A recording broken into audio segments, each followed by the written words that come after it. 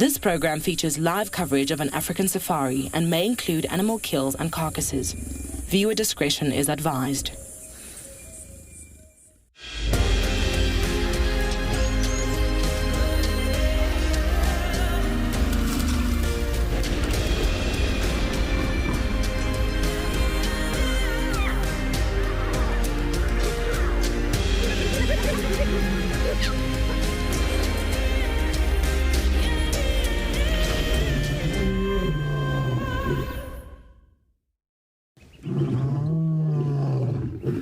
Good afternoon and welcome to Djuma Private Game Reserve.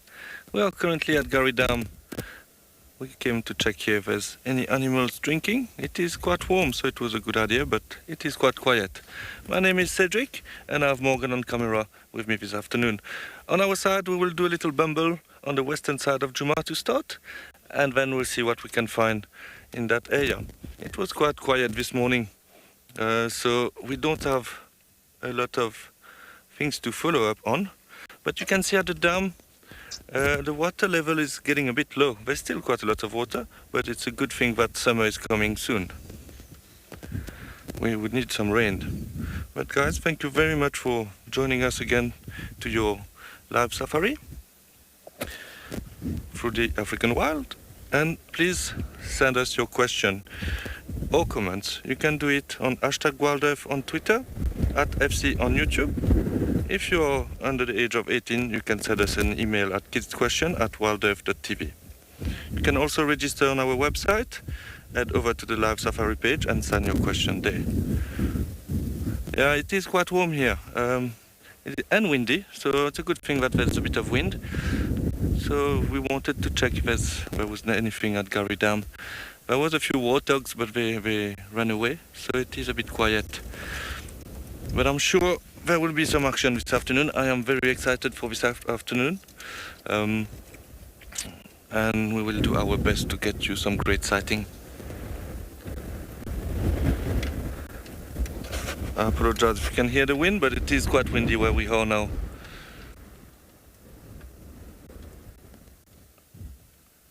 It's always nice to spend some time at the dam, but for the moment, not much is happening. I would love to see some elephant as well, drinking. That would be great. We didn't see elephants on our side this morning. I know that Ellie got 2 elephants. That was nice. Okay, so I think we will start moving, heading towards Quarantine and then move towards Zoe's Road in the western side of the property.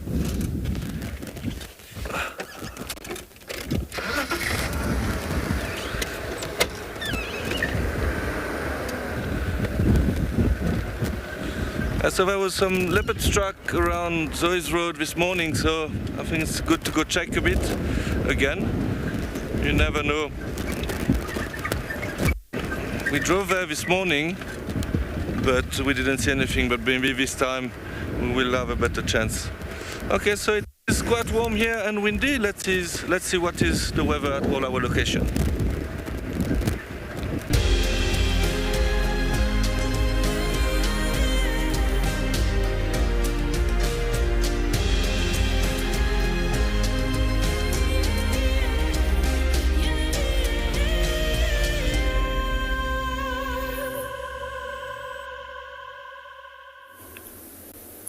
Welcome to WildEarth. We live at Eco Trading Pridelands, and we started our walk at Leopard Dam again this afternoon.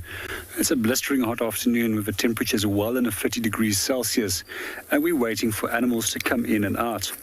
So my name is JP LaRue, and behind the camera we've got Craig. So our plan is to move to a number of different waterholes for this afternoon and see if we can get any activity around those waterholes and do short little walks around each of those specific areas. And meanwhile, we're hoping to see some birds coming in to come and have a drink, or maybe an animal. So the animals that we generally expect to come and drink in the heat of the day is giraffe, as well as elephant, as that they can tolerate a lot more heat than many other animals can. Some of the other animals that we also quite often find over here coming in for a midday little treat in terms of having a little mud bath is warthog. So I hope that big warthog ball that we've been often seeing over here comes in and come and indulge in a mud bath. Recently, we also had a hyena that was here in the middle of the day, also having a little bit of a wallow, cooling himself down, and from there on moving out. So some of the bird species that we've seen so far this afternoon in the dam, this little bee-eater, which is one of the smallest bee-eater species in the world. It's a pity that they don't stick around. They're incredibly difficult to film as they're incredibly active. However, in the early parts of the morning, you might still see them all perched up together on a branch, sharing one another's body heat. But once they're active and feeding and its temperatures are up, they're very, very energetic. We've also noticed that there's a number of lesser striped swallows that have been making their way back in the last week, which is one of the other migrant bird species which we find in the area. It's just amazing how everything is picking up in terms of numbers and how they're slowly all making a return.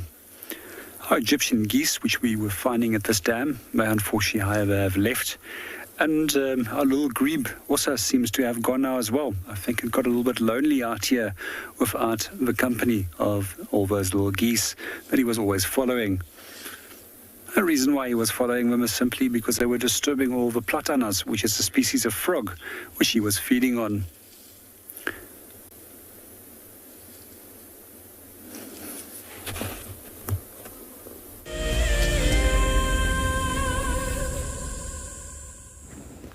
So we're currently here at Djuma looking at some Guinea fowl. Some helmeted Guinea fowl. Hopefully they will not walk into the bush, but they're currently feeding. They have beautiful colors on their faces and head. Fortunately they're looking away at the moment.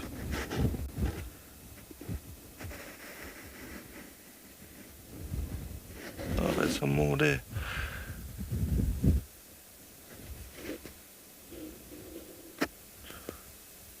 So they will eat insects, some seed,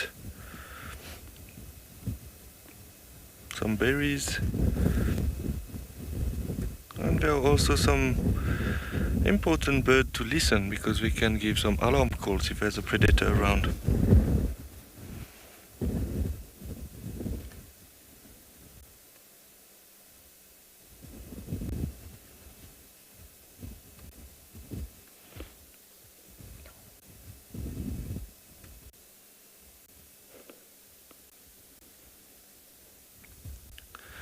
Looks like we might walk into the block there, into the bush. So if we do so, we will continue on our side.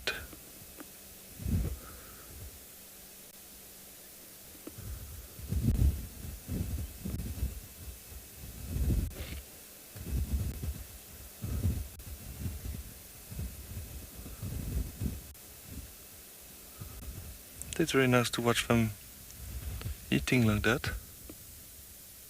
So there's another species of Guinea fowl that we found a bit more north from here. I'm not sure if we get it here, but in the Kruger National Park you can find also the Crested Guinea fowl, which look a little bit different.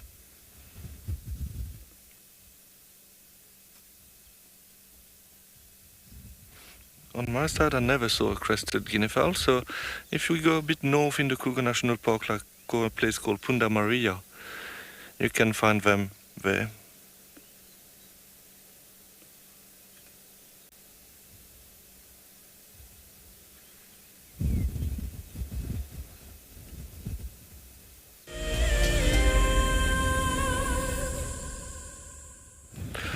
Yeah, so we were with some Guinea fowl. Some of them are coming back out on the road there. They're currently feeding. So they are on the road we took. Obviously I don't want to disturb them too much. So this would be the helmeted Guinea fowl. And I was saying also that there's another species called the Crested Guinea fowl that on my side never saw it. So I'm going to show you in the book there, just for you to have an idea. There we go. So we're looking currently at the helmeted Guinea fowl. Might be a bit shiny with the sun, sorry about that. So that would be the one on the right hand side. And the left one would be the Crested Guinea fowl.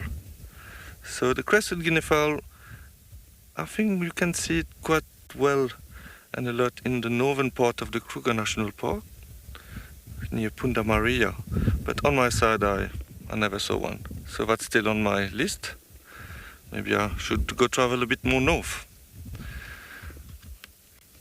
Yeah, so we're currently feeding. We can eat some insects, some seed, and also some berries.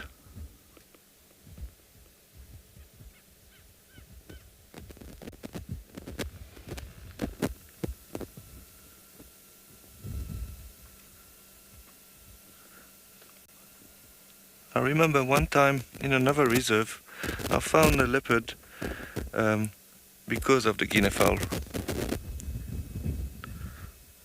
So basically what was happening, we stopped to watch the sunset and I heard some Guinea fowl alarm calling. I looked in my binos and there was a leopard crossing them. But we're going to continue on our side. In the meantime, we'll send you to Ali to say good afternoon.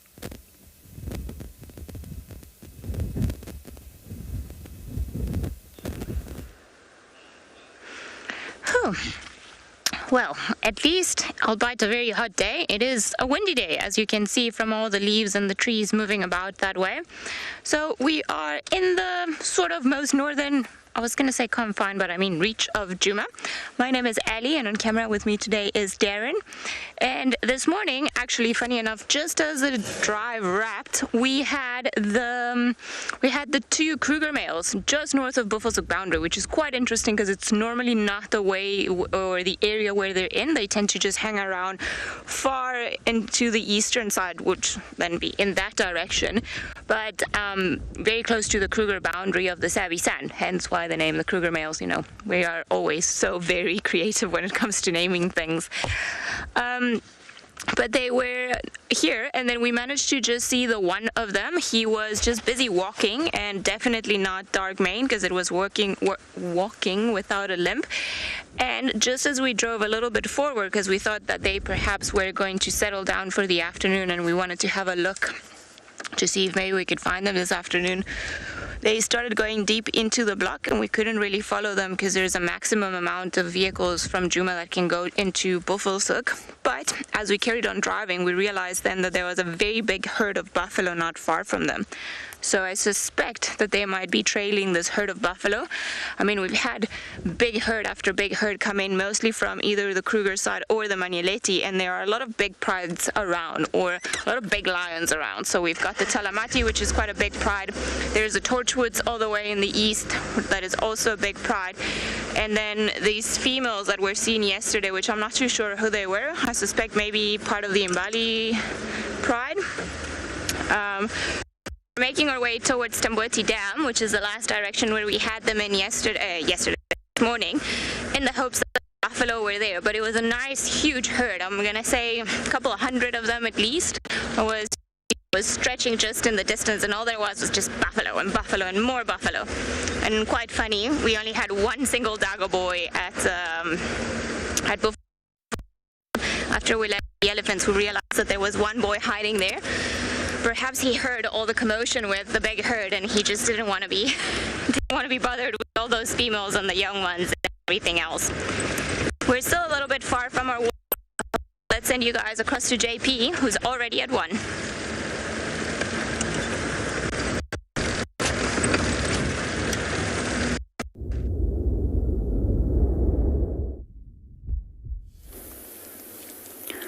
Welcome back on Bushwalk. We're still at Leopard Dam, and we just watched a group of birds that came in.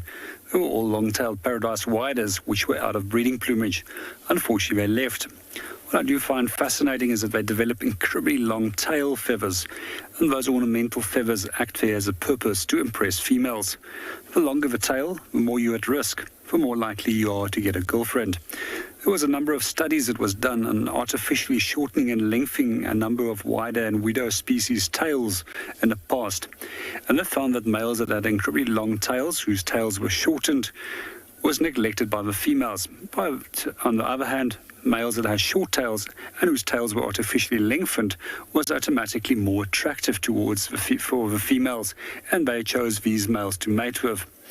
I Also find them particularly interesting. They are brood parasites, and they specialize in targeting green-winged petilia, which is one of the favorite small little seed eaters that we have around here. We also get another very similar looking bird, which is known as a broad-tailed paradise wider, which tends to very seldom be seen in South Africa, and it's more typically found in Zimbabwe. They've got much broader spatulate shape to the tail feathers compared to the long-tailed paradise wider, which has got longer, narrower, sharper tips to the tail feathers. Unlike many of the other brood parasites, these birds also only choose one specific host species. In the case of the broad-tailed paradise wider, they go for orange-winged petilia, which is a bird that's also very seldom seen in southern Africa. Some bird species have got a multiple number of birds that they will parasitize. For example, when it comes to Dider's cuckoo, which is probably the most parasitic of any of the brood parasites which we have in this area.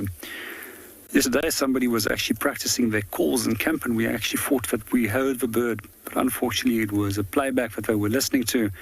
But they also most likely will be back very soon. Sometimes we also find with Dider's cuckoos that the first-year birds actually overwinter in South Africa and don't take the whole return journey into Africa to areas directly north or south of the equator.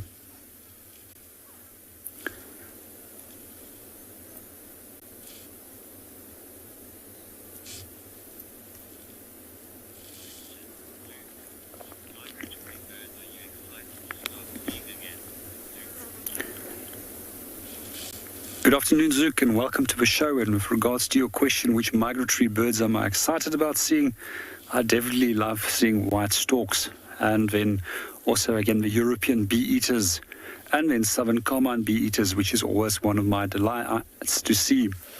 The southern carmine bee-eaters actually only come very late, and they tend to only breed several hundred kilometers north of us, and they wait for their chicks to fledge, and once the chicks is fledged, the adults will then migrate further south to avoid that there's any competition between them and their young. I also like to see woodland kingfisher. It's also probably one of my favorite kingfishers to see, but the grey-headed kingfisher still remains my ultimate favorite of all the different migrant species of birds. On the rarer end of the scale, I always enjoy seeing a European honey buzzard again.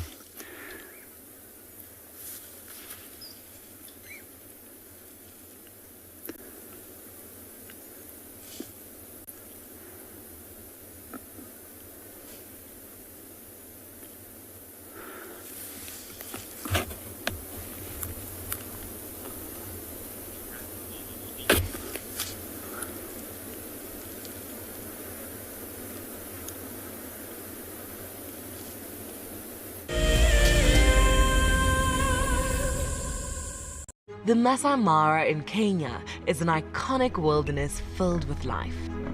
Its inspirational beauty has captivated our hearts on WildEarth for many years. While this season of the world's greatest migration has been missed, WildEarth is preparing a spectacular comeback in 2022. For the first time ever, WildEarth will be running expeditions to Kenya's Masai Mara throughout the 2022 migration season. Hosted by David Githu and Isaac Rotich, you could be a part of the team that shares the wildebeest migration with the world, live on WildEarth's daily safaris.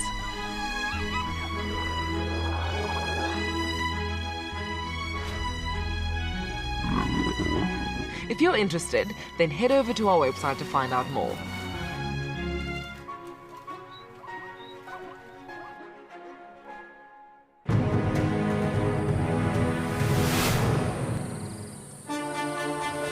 It's day one of the annual South African Guide of the Year competition, and our first foot into this competition this morning is all about tracks and signs. We're going to call you in one at a time. Just look at it, the information will be there. Our 5 guides have been tasked by the judges at figuring out who is what is who, and where they go in the bush. Either Franklin or Guinea fowl, but because of the volume of other deposits in the area, we went with Guinea fowl.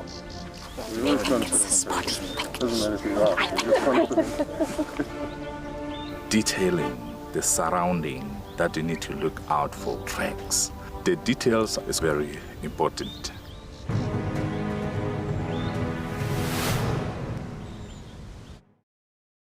Something very, very interesting. I didn't plan this, but this is a scene rarely seen. This is what we call a journey of giraffe. So beautiful.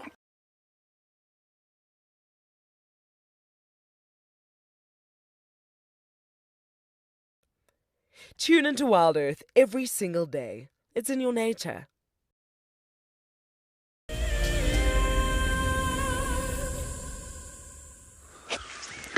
Well, seems like we've been lucky enough to find this big herd of buffalo we wanted to try and relocate this afternoon. And it's good to see that they went exactly where we wanted them to go, or where we thought that they would go. That just makes our lives a lot easier. So we are at Zamboati Dam, which is not the biggest of dams and it doesn't have the most water.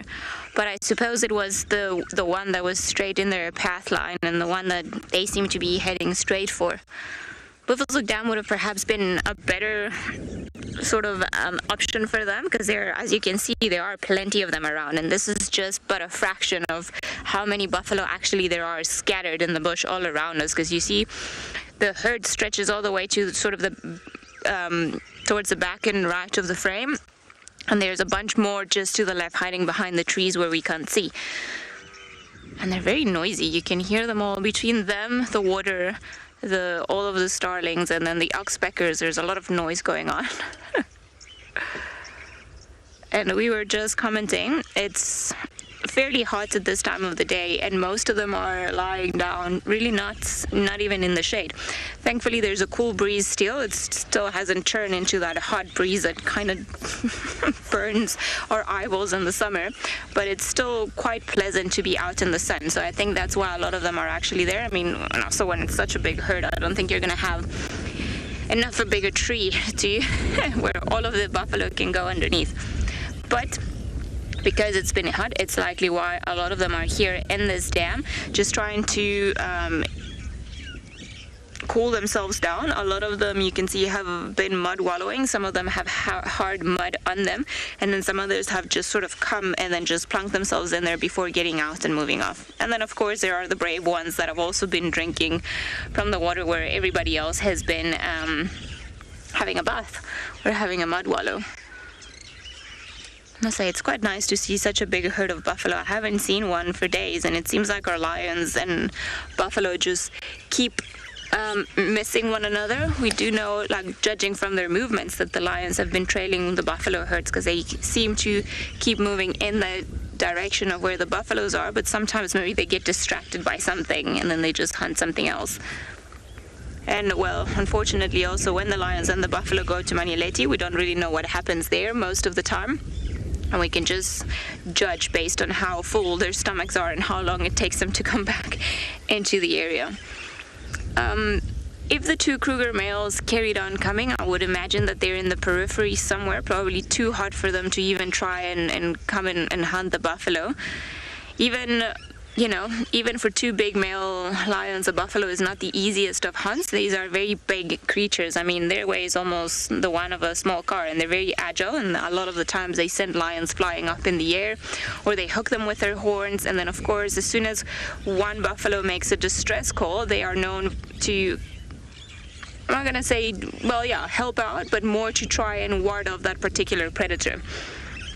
And it's not an easy feat, so a lot of the times in big herds like this, they tend to target smaller or sick individuals that may start lagging behind of the herd, rather than going for, the biggest, strongest bulls that they are. But again, there's also a bit of opportunity mixed in the whole thing. So sometimes it just happens that it'll be whoever they catch. And then there are a couple of youngsters that we've seen walking around. They have a lighter coat, more like a coffee color coat rather than the black that is the very obvious color of the African buffalo or the Cape buffalo. We don't get water buffalo in Africa. Those are actually originating from Asia and tamer than the ones here. The ones that we get here, even, you know, the big boss ladies, they are quite ferocious creatures. So I wouldn't really mess with them. And I know there have been attempts to try and tame them or even farm them in some areas for meat and for dairy, but I don't think those results have ever, or well, I don't think that exercise has ever yielded any results. I know from experience, I'm originally from South America, from Venezuela, that a bunch of years ago, somebody tried to bring African buffalo to an area that's very muddy, because obviously they are accustomed to these conditions and they can walk well in the mud. And I don't know why or who forgot to do the research, but then they realized they couldn't really farm them. These are not creatures that you can grow like cattle. And so they ended up having a problem, and then I believe in the end they ended up selling the buffaloes to hunters for meat, so that they could take the meat, because it's about 800 kilograms of weight, so it's a lot of meat that is in there that can sustain family for quite a while. You look very serious, sir. Now, easiest way to distinguish a female buffalo than a male buffalo, if you look at this one, you have to look straight at those plates that are more on top of the head. You see that the two horns basically converge in the middle, and that part of a buffalo's horns is called the boss. So they've got a very prominent boss, and it's the males, when they fight for dominance, they tend to go head on, so they need the extra protection in their heads, whereas the females, like some of the ones that we can see in the background, you'll see that there's almost a line, there we go, between in the middle of the boss. So although they can also have very impressive long horns, their boss is not as prominent, because they don't really go and butt heads with one another. That is a specialty of the males. She's looking very serious, this buffalo. And the wind is swirling quite a bit, so if the lions were to be somewhere around here, maybe their scent would be brought to the buffalo, and then we would see them getting a little bit more alert during the day. Leonardo, not the day, their lives, sorry. Leonardo, yes, their horns continue to grow throughout their lives, and normally buffalo's horns are measured, I believe, from the distance from the tip of one horn to the other, sort of in a straight line. And that's what people prize as I'd imagine, as a trophy, if you enjoy that kind of stuff. But yeah, they carry on growing. I think the most impressive, I think somebody here recently, was it you, Darren? Did you and Chris have like a very big female with horns? Yeah, we also had a massive male, but we had a female too. Okay, so in the last couple of days, Darren also, he's been with some of the guys that have seen massive buffaloes, very big males, very big females, but I think the biggest one that I've ever seen was actually in Zimbabwe, in Wangi, and I don't know, it just felt like the biggest buffalo that I've ever come across in my life. And he was in the distance to the point that the local guy that we were with, he also stopped the car, and it was just in the sunset, very dim light, and we just couldn't stop admiring just how big this buffalo was. I mean, to also try and evade lions and some human hunters, because there's a lot of hunting in Zimbabwe, just in the buffer areas close to the national parks, was quite a feat. So we were quite impressed with all of his abilities. Oh, seems like some of the buffalo are now slightly starting to cross into Djuma. I mean, we are not that far from Gowrie Dam. If they really wanted to, eventually they could get there if they carry on moving in a straight line towards the west. You see some of them are there, and the road is not far from where they are standing, but I don't think that is something that's going to be achieved this afternoon, or especially not now when it's this hot. I think they're just going to continue chilling for a bit, and then some of the pathfinders or the leaders are going to start moving in a direction, and then the rest of them will eventually follow.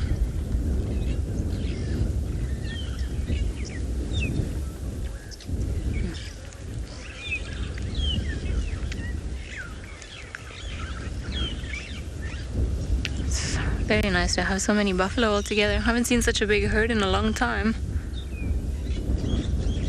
If I were to say how many of them are here, I would go for maybe 300-400, all scattered all around.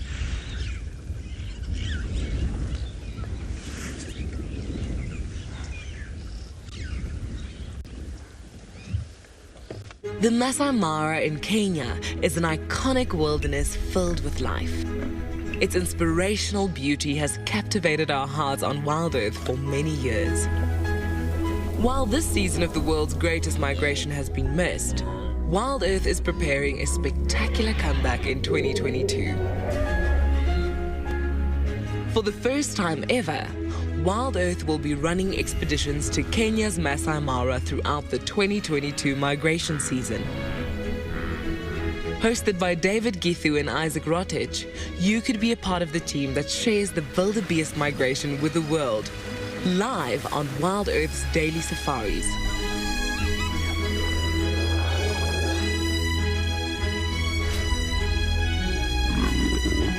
If you're interested, then head over to our website to find out more.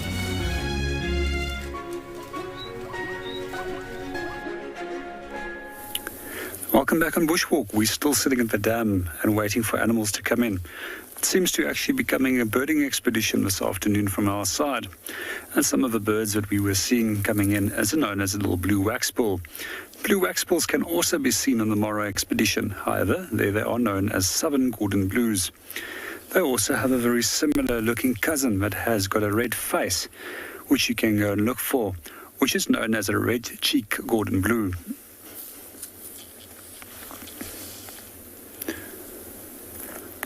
I love a call with the little waxbills. They always have a soft little chatter. It sounds like something like I always remember it as a mnemonic or a donkey bridge, but it says say-see, which is an Afrikaans name for a waxbill. In distance, there's also a number of grey go-away birds that are alarming. These guys weren't too happy earlier on. There was a bird of prey that we couldn't see, and a number of them was actually getting incredibly excited about the presence of this bird of prey. So they alert one another as quickly as possible that everybody in the area can be aware of a potential threat and that the bird can't catch them off guard. Some of the other birds that we've been watching is beautiful metallic coloured starlings, which we have over here, which is known as a Burchell starling. Occasionally we also see greater blue-eared as well as Cape glossy starling coming in. So what I do find quite fascinating with those starlings is that the colour that we see does not really exist. They're tiny little pigments, or melanin crystals, my apology, which forms on a feather and combined with the feather creates a functional prism that refracts and bends light and creates these beautiful bright iridescent blue colours. If you have to grind those feathers up and you put them under UV light in a lab, you will only see brown colour and no refraction of light, as the feather also plays an important role in creating that little prism.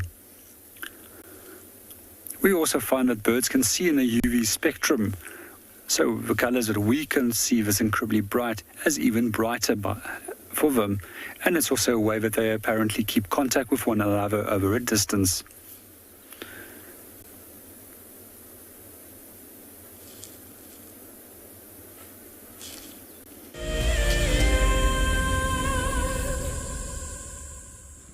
We were actually just discussing how lovely it is to have all the birds around us. So I think what we're going to do is I'm just going to shut up for a little while and we're just going to enjoy the sights and the sounds.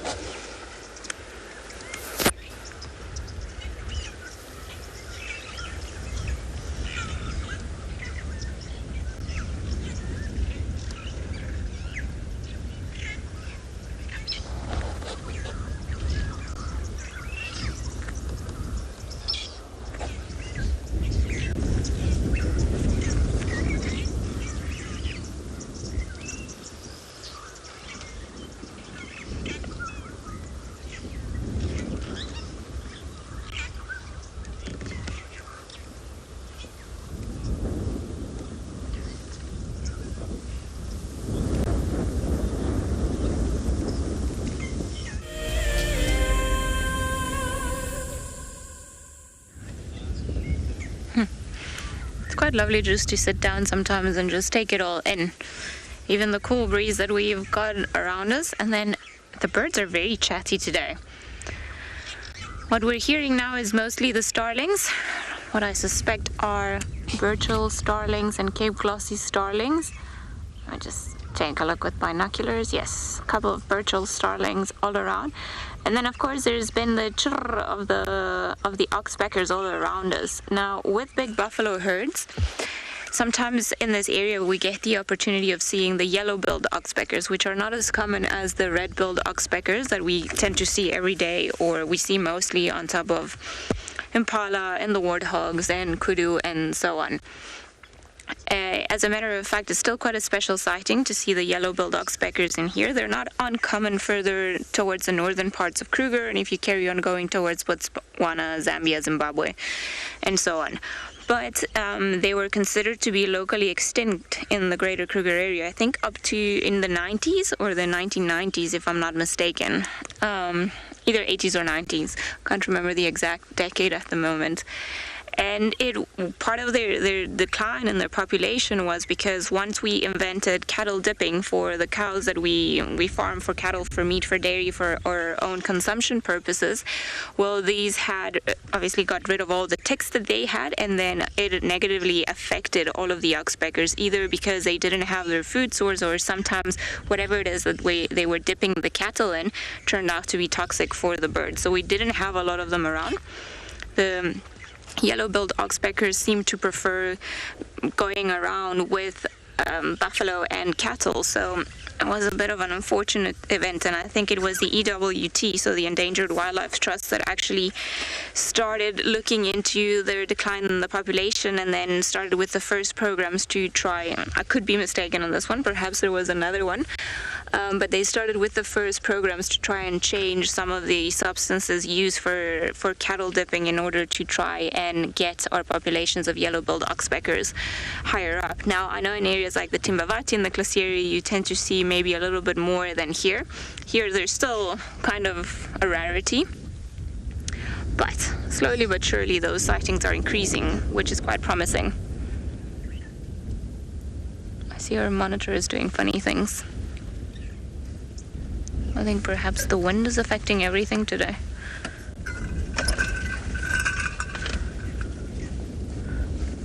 Not sure if this is not working.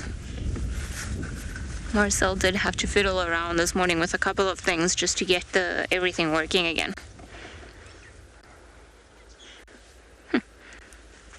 Got a group of latecomers, all of them drinking.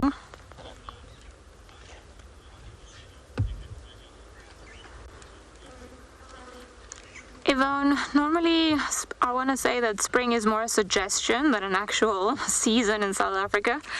I think this year we've had an unusual year or seasons. We had a lot of rain last year, more so than what we get on average, and the winter therefore was quite cold, but I think the change now from summer to winter is coming, and it's coming very, very, very, very fast. I mean, just today it feels, just by the glare and everything, it feels like a summer's day, but the breeze that we're having is still cold, so there's still some remnant of the cold winds that are coming from the pole and that bring the cold fronts every now and again. But again, just about 2 days ago, and although, oh, there's a woolly next door in front of us, that's pretty cool. But I think we're just seeing strange changes in the weather. Not because, you know, the season, it's almost like there's been a bit of a, look at the blacksmith were chasing the woolly next door away. Perhaps it got too close to their nest or to the area that they like to claim. So there's almost been like a little bit of a shift in the season, where I want to kind of say that when summer started last year, the proper rains actually started a little bit later, and then they pushed further into the season. And then winter was very powerful, but a little bit shorter. So I'm actually scared for what the next couple of months are going to bring, because it's going to get very hot. Now, I would say from now to November is potentially the time of the year where most of the animals are going to really be tested, because we're coming out of the rainy season. And yes, we've had a few showers here around, and we've got water in most of the water holes still, which was thanks to the great rainy season that we have. but the food that is available might not be the most palatable one. So what happens often is that when we start getting the first rains, because everything all of a sudden becomes very lush and nutritious, then a lot of animals actually get runny tummies because they are used to dealing with things that are, let's put it, very plain, and then all of a sudden they get this overload of nutrients, and that sometimes can hit their stomachs quite hard. But let's see, maybe if it's a gradual beginning of the rainy season, it won't be as bad for them. Although rains in theory should only, September is known for having the odd shower here and there, but the rainy season itself should only start around about November, where we'll get, or towards the end of October, November, when we start getting the thunderstorms. And this time of the year is very critical, not only for the animals, because it's kind of the last stretch, the last few hundred meters in their run towards spring, where they're going to have water and a lot more food. But also for us humans, it's a danger. Well, not for us humans, but for reserve management, it's also a tricky time of the year, because we saw yesterday that there was a wildfire that jumped from the community to the western sector of the Sabi Sand. Thankfully, it was a controlled fire, and everyone came together to try and prevent it. But as it starts heating up and everything starts drying out even more, then once we start getting those first rains, we often get electrical storms, and all it takes is that one lightning to strike the right grass that's very dry, and then sometimes that can spark a fire, and then it turns into a wildfire. Hopefully we'll have none of that. We'll just have an easy roll onto spring. But even last year, spring was, I feel like spring is more a suggestion in South Africa than anything else. I think that is one of our red-billed friends. Just had a yellow flower. Oh, okay. Sorry, I didn't notice the yellow one. I was looking at the buffalo. But they are around. Oh, that's a tailless. Oh no, you're not tailless, sorry. I imagined you didn't have a tail. You see, the birds are also very hot, the ones that are sitting in the sun. They've all got their beaks open. So the beaks are actually very important for a bird's thermoregulation, and a lot of the times if you see them with their beaks open, they're trying to cool themselves down just by cooling the blood that runs through their beaks. And then that ends, almost like the elephant ears, or the ears for an elephant. And then we've got the buffalo that do it best, and they just go in the water. My heart will always be with those that actually submerge themselves. I don't think I've ever seen a woolly neck stork here before.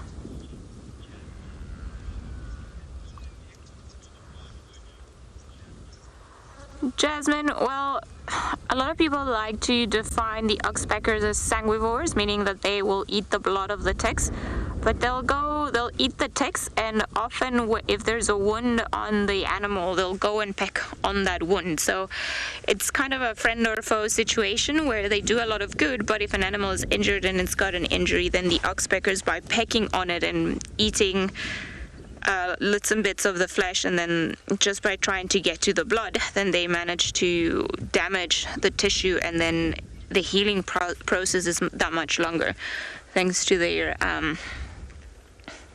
healthy habits, let's put it that way. I am loving that woolly neck stork there. He's definitely come to the wrong party.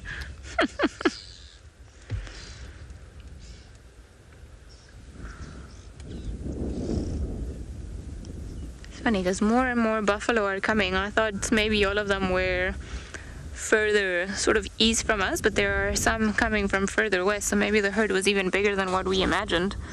And slowly but surely I see some of them have kind of started crossing onto Djuma, because this pan that we're at actually it's pretty much a boundary pan between Djuma and Buffelshoek. I mean, it is on Buffelshoek's side, but it's very close, so it pulls a lot of animals back and forth. I've had quite a few sightings of leopards that all of a sudden were in Djuma. That's before we had traverse on Buffelshoek, and then they would just come to this dam, and then you knew exactly where they were, but we couldn't follow them. So at least today we got lucky. We get to see everyone. including the party crasher.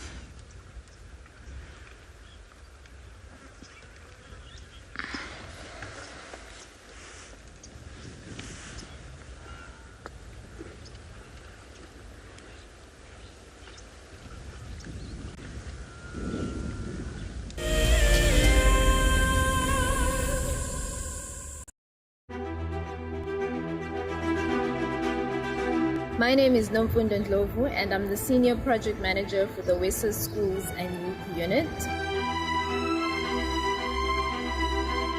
I'm a qualified horticulturalist. I'm particularly passionate about supporting schools towards working through their sustainability journey and towards food sovereignty through our food gardening projects.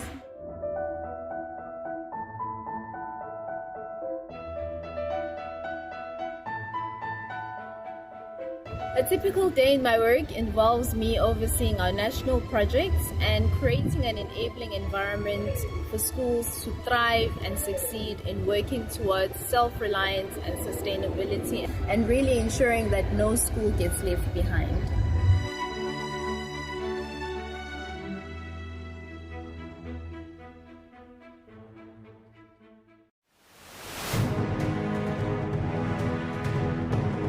I think sometimes you need just to listen. So it's a kind of taking out all that other spirit and bring back wilderness and healthy. Bushwalk and trek and sign. I'm sure I'm good at that. I spend most of my time on the ground since I was a young boy, so I think I'm good with that. Actually, I'm not much nervous of any category. Just take it as it is. Yeah.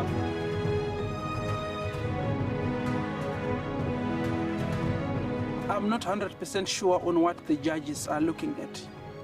So chances are 50-50 on my side. I'm not...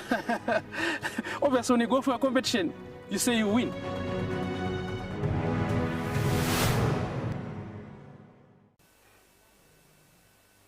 This is a battle of two great carnivores of the African wilderness. Whew. Whoa! You don't want to be under those jaws. Definitely, this round goes to the lion. Look at that. Fantastic. Expect the unexpected here on WildEarth daily.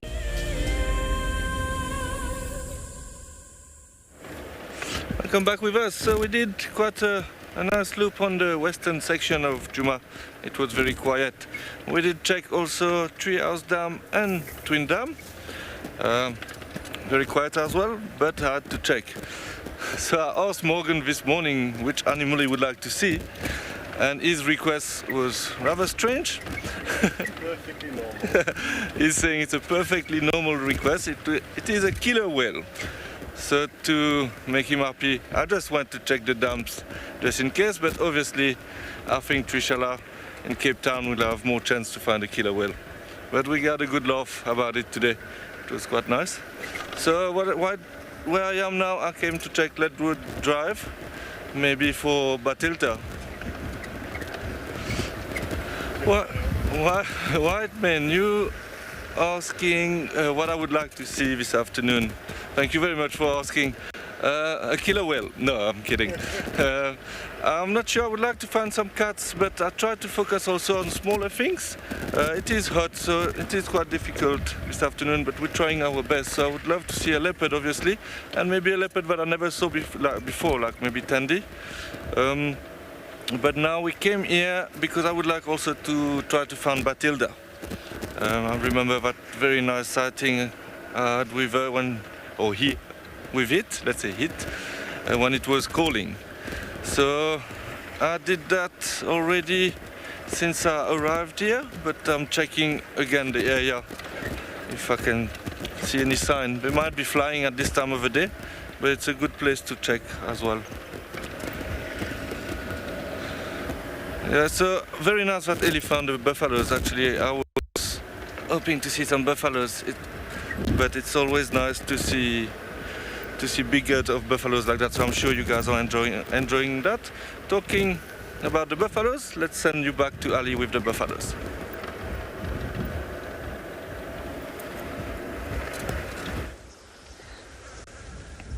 Well, if only they didn't look at us that way. It is true, though. They always look at you funny, but I suppose it's hard to be a buffalo. You've got to look menacing all the time. Seems like she's got some sort of old scar in her face. Wonder how she got that. Oh.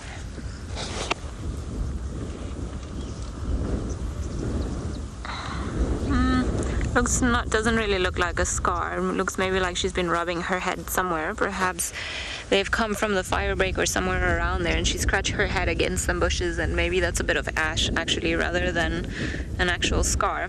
It does look like from a distance it might look like a bald patch, but if I use my binos to have a look, I don't think it's too bad. Oh, yellow bulldog specker, yay! Thanks for coming to the party. We were waiting for you guys. Oh no, okay, I scared them off. I'm gonna have to play hard to get with them next time so that they stick around.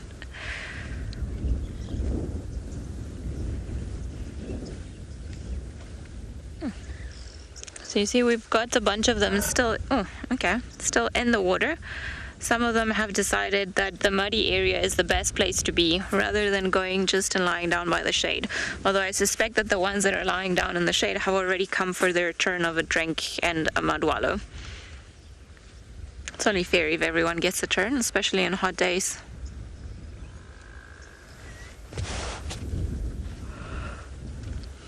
I wonder where the lions are, if they carried on coming this way.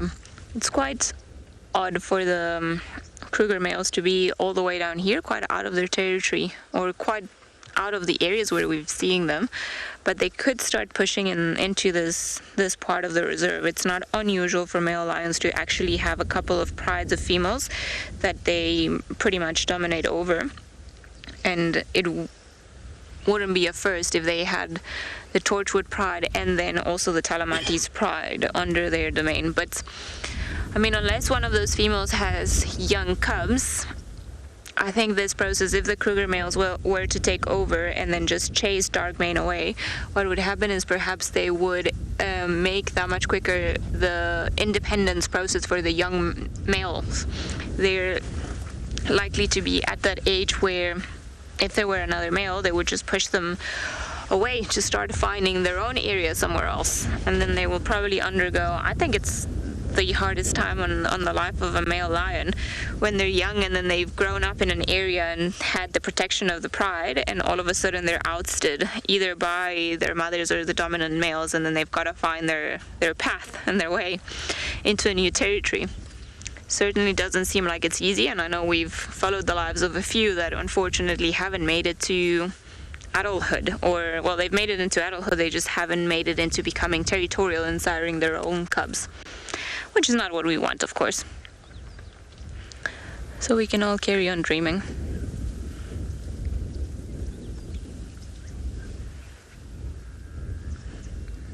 Lots of oxpeckers and mooing sounds.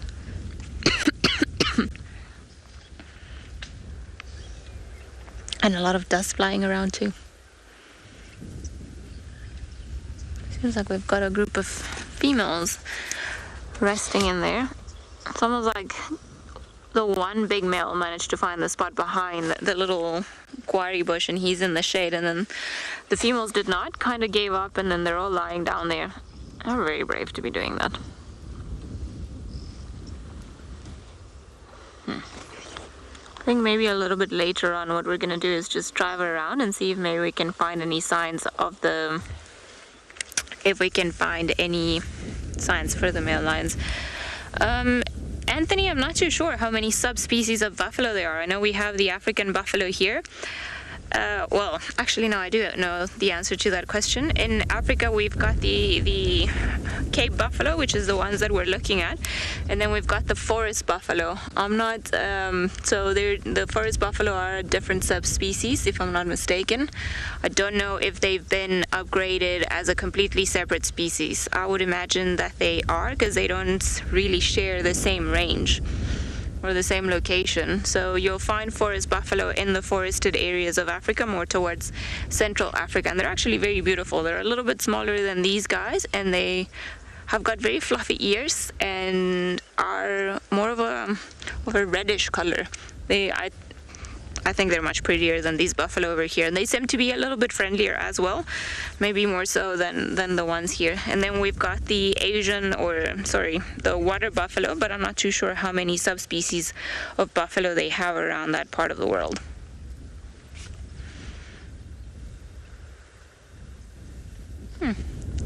Wonder, these guys might be going from water hole to water hole, because a lot of them have started now moving further west, and if they go into that straight line, I think there might be a map here that I saw that I didn't know was in the car, we'll be able to see them further into Djuma. I'm going to try and dust off this map, but we'll send you guys over to Cedric, who's apparently doing some birding.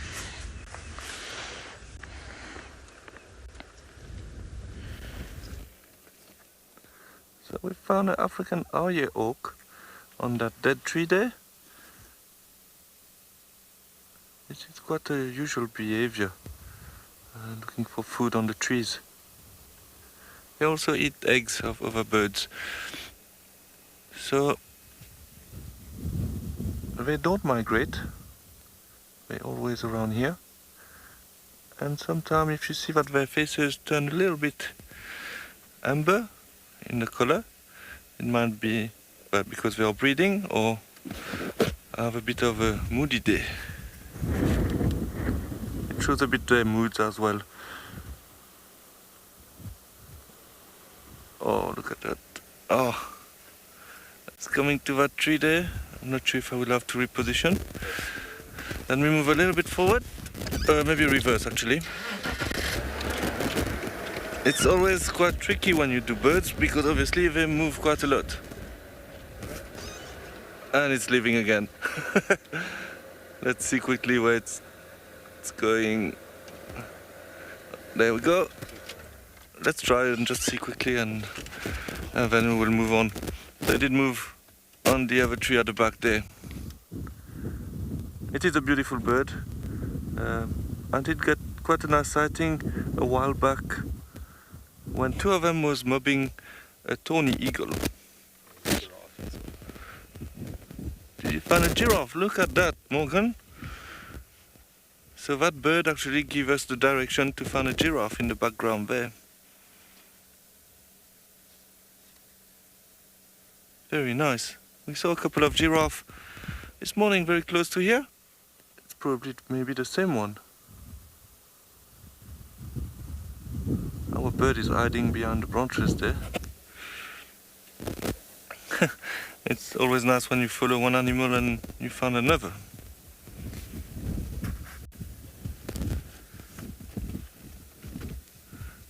It is quite a cool scene actually, with the Arya oak on the tree and the giraffe just behind in the opening.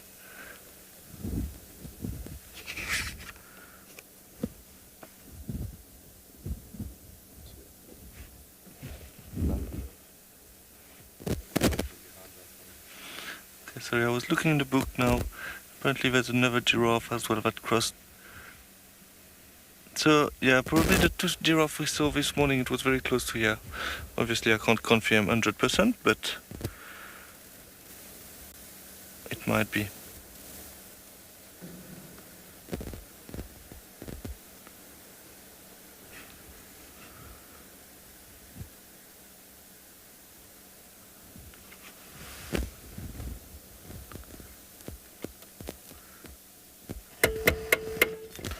Just put the handbrake on.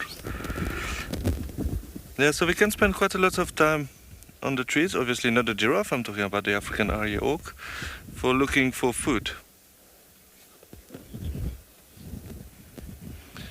Adam, you're asking why we always see giraffe alone.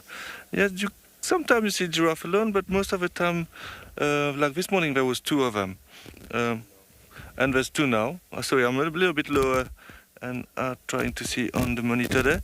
And so there's two, so they are actually not alone. You will find big bull quite often alone. the big male giraffe.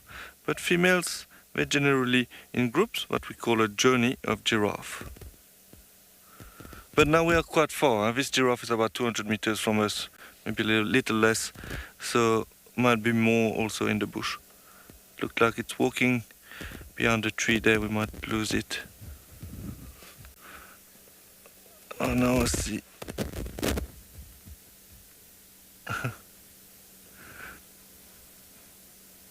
That Arioch is still sitting on the tree. Okay, while we're looking at this bird, let's send you to JP, who's also doing some birding.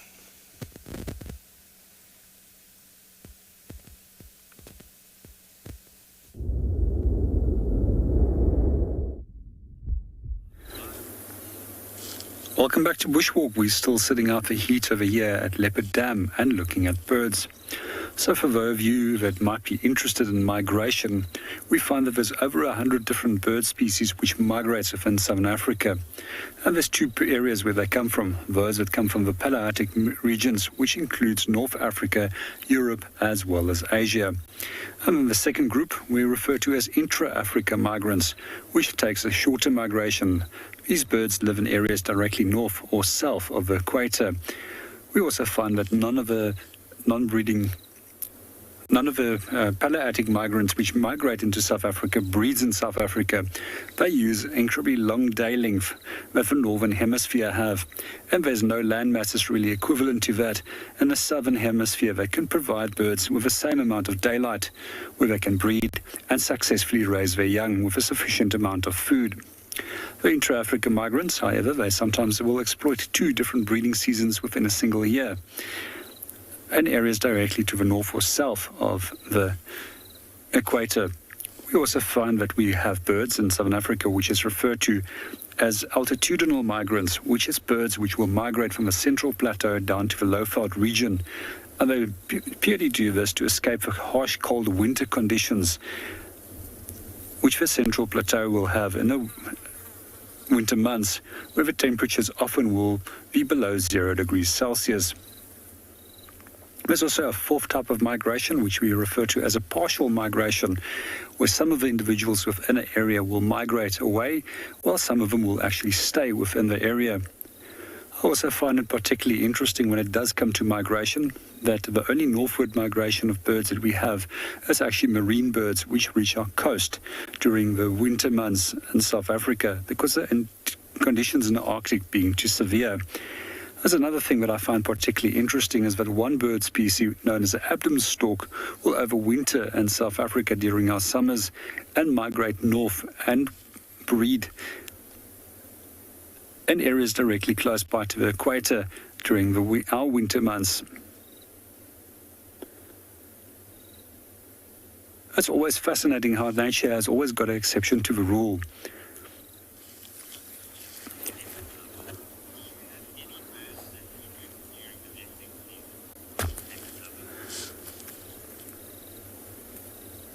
Good afternoon and welcome to the show, Leopard Lover. If I can just ask Final Control just to repeat the question again, and then I will see if I can answer that for you.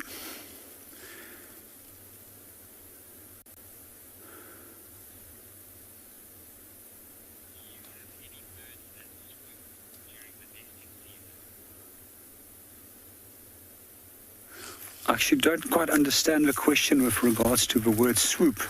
So I don't know if there's maybe another question that we can have, which I can try and answer.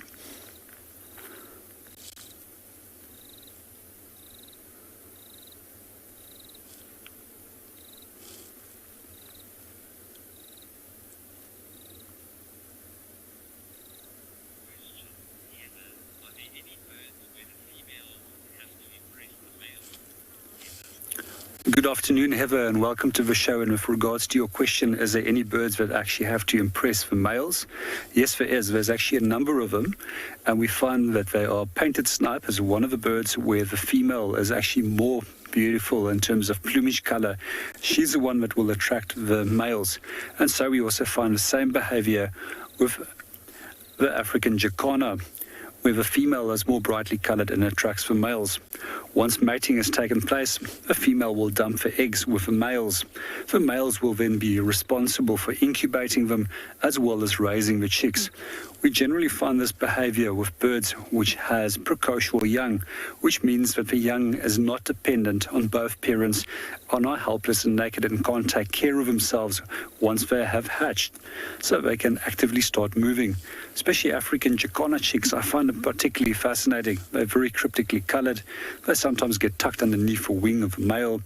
And one of the interesting behaviours that they will actually display is that they will actually go underneath water lilies to escape predators and use their little bill as a snorkel. We also find with African Jacana that the female will actually revert to monogamy if conditions are really, really poor, and she knows that the males won't be successful in raising those youngs. So therefore, under periods where there's exceptionally good conditions, she will have a number of mates.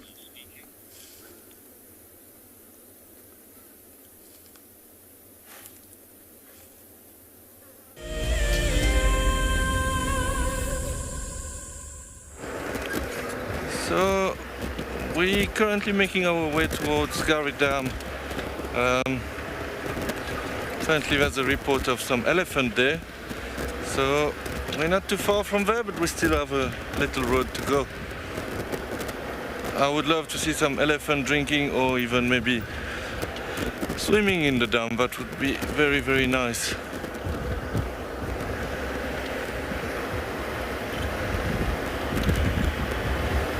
Obviously, I'm sure if they are swimming in the dam, we will want also to swim because it is so hot today. But obviously, that would be not possible and very dangerous to do.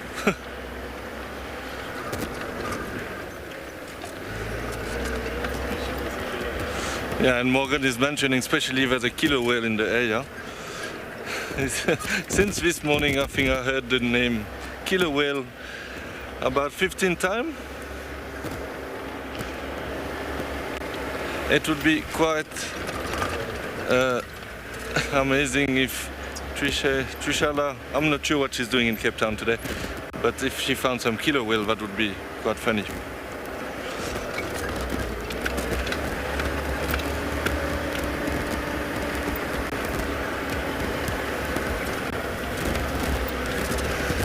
So we're on Twin Dam Road. It is a nice area here. I really like this area. Got some nice buffalo sighting as well here. And it goes along the Mulwati River. So it's a good place for leopards as well.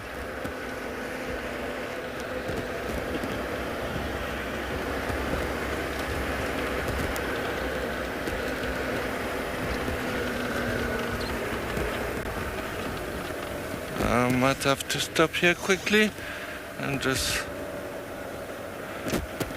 see if there's anything. I don't want to continue. We might get in the little ditch and we're probably going to lose signal. So let's stop here and see if there's any alarm call. And then we will continue when we can.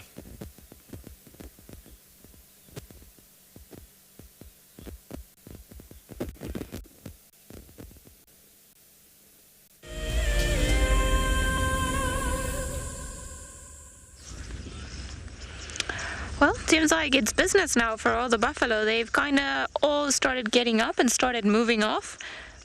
There's a little baby there on the left-hand side. You can see it's much lighter than its mother, which is potentially the one on the left-hand side. Very dark. But seems like some of them started moving, and then now in the last few minutes they've all kind of started getting up, and there's a lot more mewing going around. Mewing is for cats. What do you call it for cows? Mo? Is it mewing? Meow. Yeah, mooing and then meow. Okay. Meowing. Yeah, I don't know what happened to my English there. Had a bit of a blank moment. But yeah, you see they've all of this buffalo that we were looking at earlier that were just lying down and having a good time, they've all gotten up and then they've started coming across into Djuma, which is nice because then it means that we'll be able to follow them for a little while longer as they move down. Perhaps follow them from one dam to the other. That would be quite cool. See what they get up to with their day. We don't really at least in this area, we don't get the opportunity to spend a lot of time with buffalo, and you often learn a lot from animals just by being able to observe them and spending time with them. And you'll get them do certain things that surprise you or that you didn't know that they did. It's almost like we've got the great buffalo migration going on, if you see on the right-hand side, because we've got a nice vantage point from here. And I think maybe about, I don't know, I'm going to say about 100 of them or so have crossed now. So everything that you see on the right of the road, that's on Djuma, and then everything you see on the left, that is Buffelshoek, where we are sitting right now. And they've just constantly been crossing and moving on, feeding, but keeping a kind of a steady pace. I always find it fascinating how animals just know to, okay, we've been chilling for enough, now it's time to get up and start moving. Just the communication and how they just know how to be themselves in a herd. I just find it fascinating. We've got all the youngsters there. So you see, because buffalo tend to be somewhat on the move, then the females have got their mammary glands between their back legs so that the little ones can suckle as they carry on and move further, rather than between their front ones, like for example an elephant. Oh, this is a lot of buffalo. This is really nice.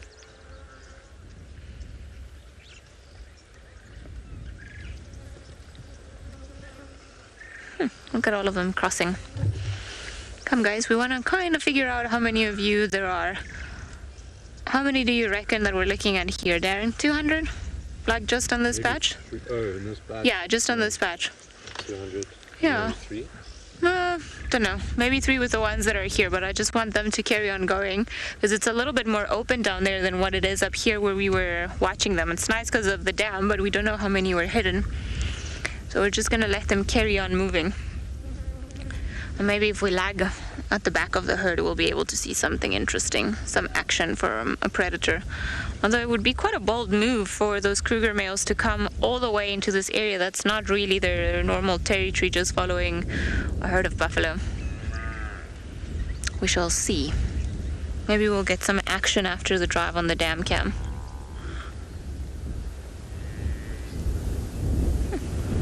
It almost feels like we're watching one of those old Western movies with all the bison just crossing, like endless herds of them moving through the plains.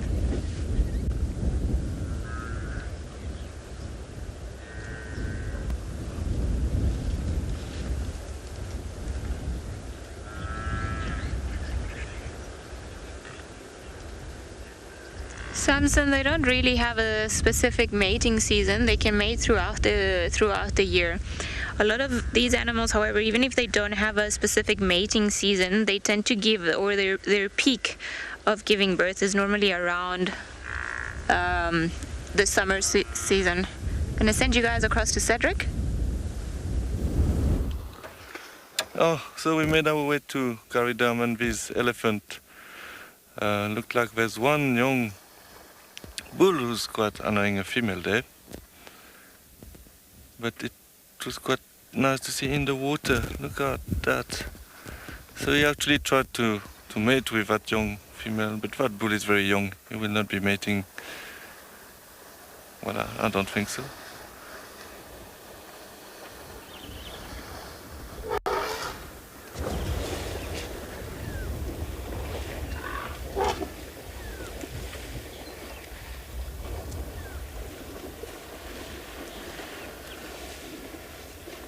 How amazing is that? And we arrived literally 2 minutes ago.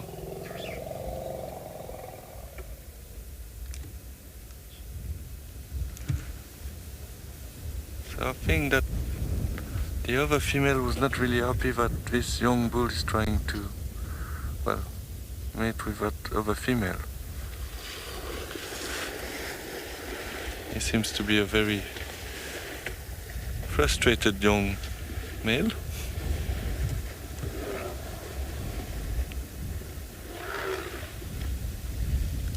Oh my goodness. Oh, how amazing is that?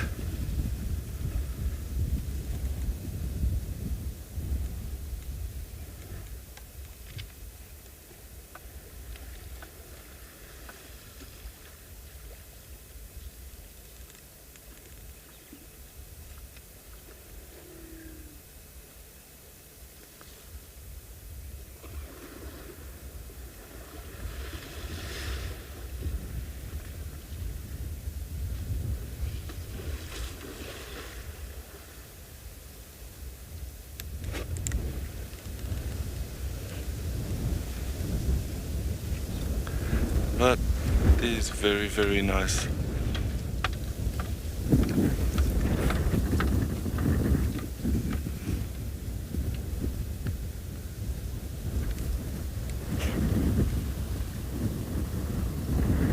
That young male seems to be quite in a mood. There's a few of them who left the dam already, but we were lucky to arrive just on time to see that beautiful interaction there.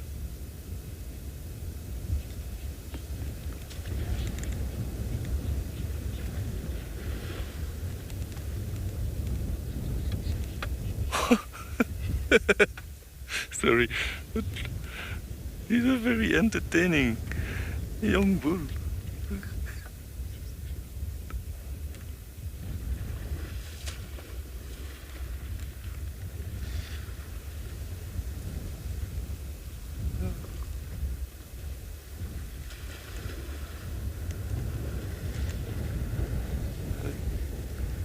I wouldn't be surprised if it turned around and come back into the water. Like he took out its frustration on the water, actually. Yeah.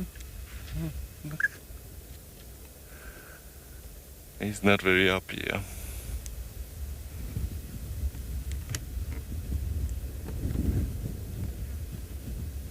It would be very nice if he can come back in the water now and do some more entertaining things.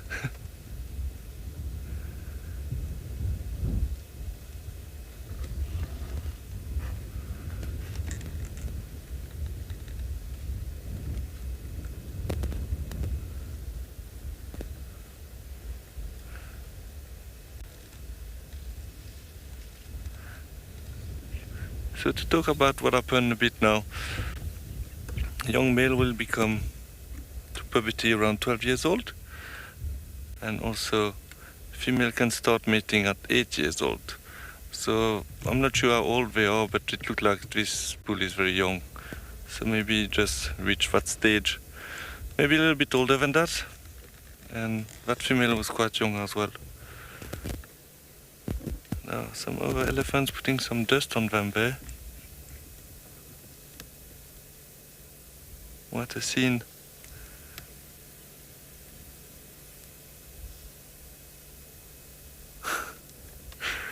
I'm still laughing about what this elephant did. Okay, so we'll see what they do, and hopefully we can get a bit more nice sighting with them.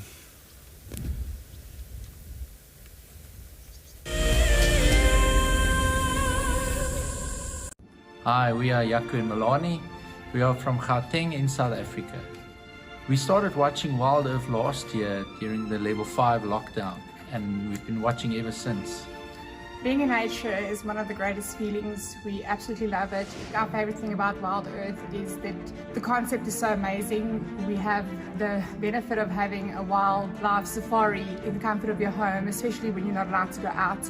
Being part of the Wildlife Explorer program gives us a sense of giving back and contributing to nature. It just makes us feel good because we love it so much.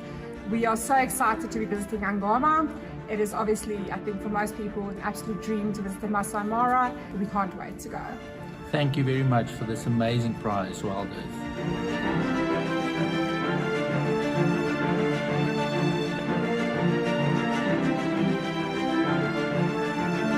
WildEarth Explorers. It's in your nature.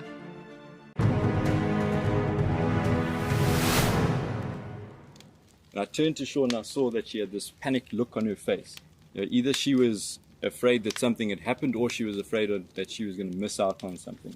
But instead of her missing out on those lions, we drove up next to them and I switched off the car so that she could hear what was going on. Now, these lions had killed a kudu, and she could hear these two cubs, both 8 months old at the time, busy pushing and shoving each other out the way to get to the best parts of the meat. And the mom was lying just to the side in the shade. Now, I'd known that before losing her sight, Sean probably knew what a lion looked like. But I really wanted her to know what this lion looked like. So for the first time in my guiding career, I started to describe to someone what a lion looked like. And I found that, I started to notice things in that lion that I'd never seen before.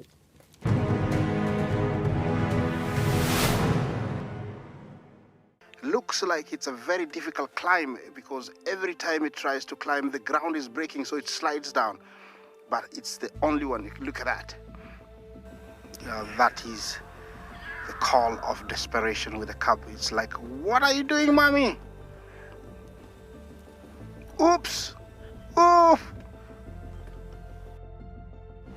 Expect the unexpected here on WildEarth daily.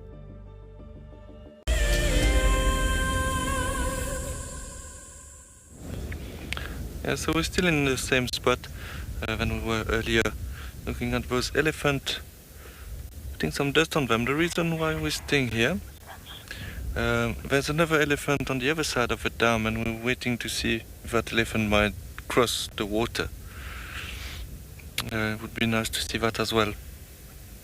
And look at that just next to us, Morgan, a little pied kingfisher there. Hopefully it will stay there. Just right there. So it looked like the other dams was very quiet, but lots of activity here. Beautiful. It's not always they're so close, so that's very nice to see. It looked like we're finding two different types of animals at the same time recently. There was the RSA oak with a giraffe, and now with the elephants we got the little pied kingfisher. And the elephant are moving in the distance there into that block. I just wonder what this other elephant is going to do.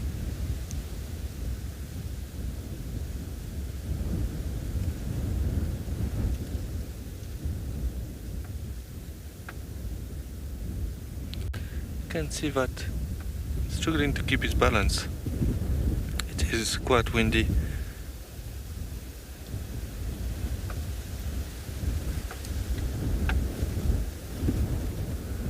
But that elephant sighting was amazing.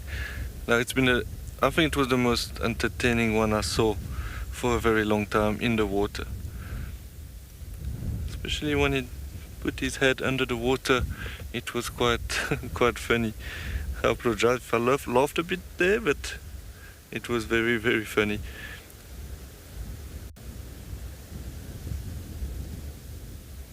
But also when you see things like that, it's always good to laugh.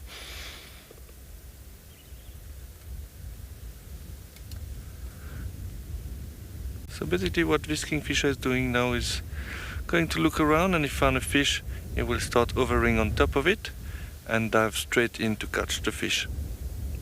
They are one of the true kingfishers, so they eat mainly fish.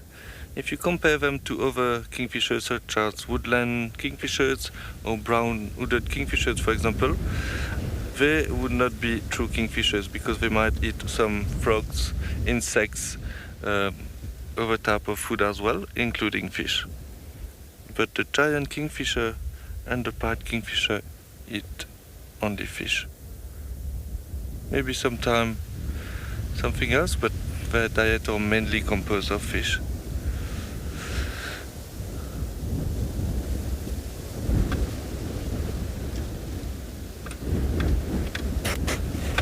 So it is quite windy here. I'm sure you can hear it. And you can see it also with the kingfisher.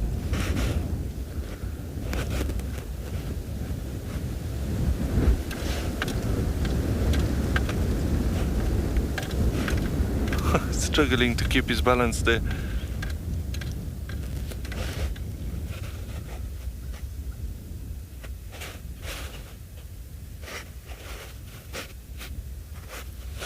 The elephant is crossing the river there, Morgan. Sorry, we have so much happening here. You can see, this is what I was waiting for. To see if that elephant would cross. But it did choose to cross in a very shallow part, so I thought it would have been a bit more entertaining than that.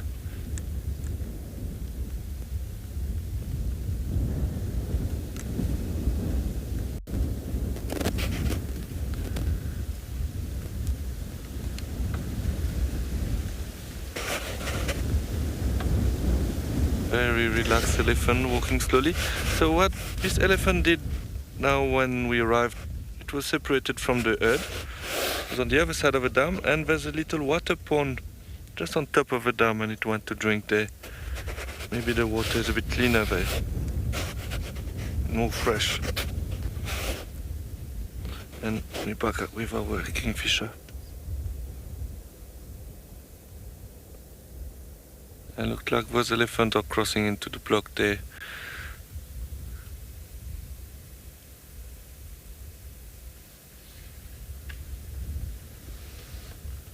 Oh, there it goes.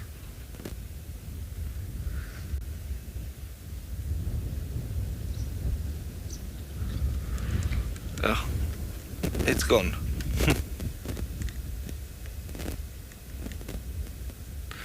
Okay, maybe I will have to reposition for that elephant because we have this branch now. Sorry.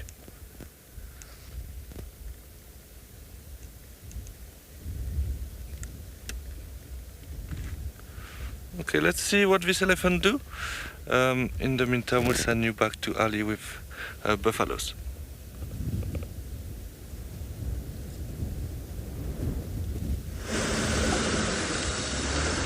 Well, we have found ourselves in the middle of a buffalo herd, which is pretty cool. They're really just going on about their date and not too worried about anything else. We wanted to try and get you guys a view.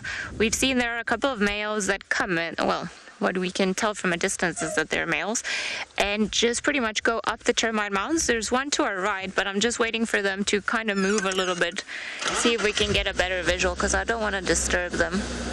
Oh, shame. Look at this one. It's got, we were talking earlier about the oxpeckers being in between a friend or a foe, and then this buff, he's hopefully going to come on onto the left.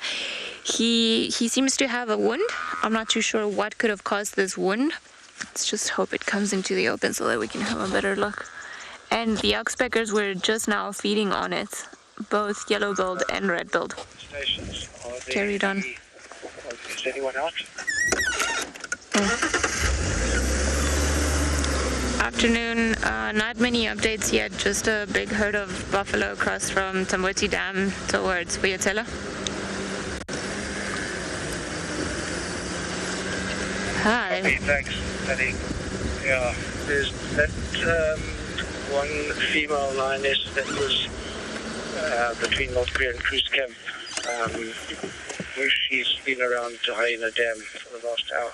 She's slowly mobile. Okay, copy. Thank you. Unfortunately, that lioness is nowhere near this area, and I believe in a spot, in a spatch. That's between patch and spot.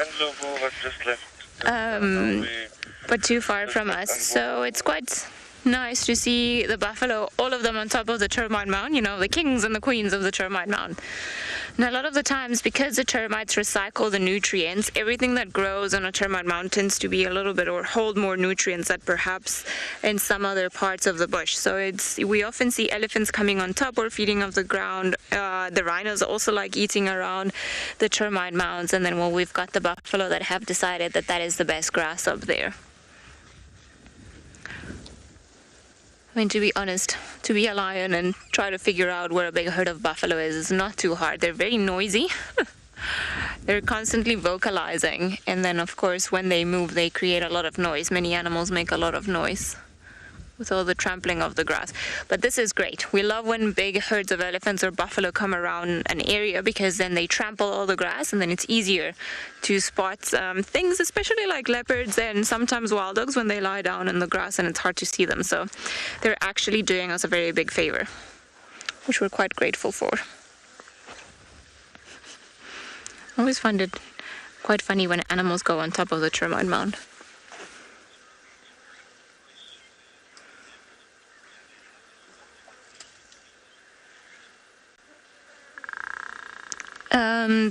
I feel like we've already answered this question. Not sure what happened with the feed, but no, they don't have a specific mating season. Oh, with Cedric. Sorry, I've been having memory issues. So no, they don't have a specific mating season. They can mate throughout the year, but what happens a lot of the times is that they will they're calving, or when they have their little ones. Oh, okay, guys, I'm just gonna. Something spooked a lot of buffalo, and there was a lot of running in between the bushes. So we're just gonna sit tightly for a second.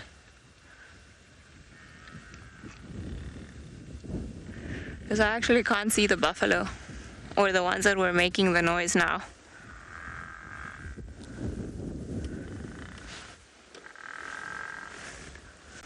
Guys, we can hear you.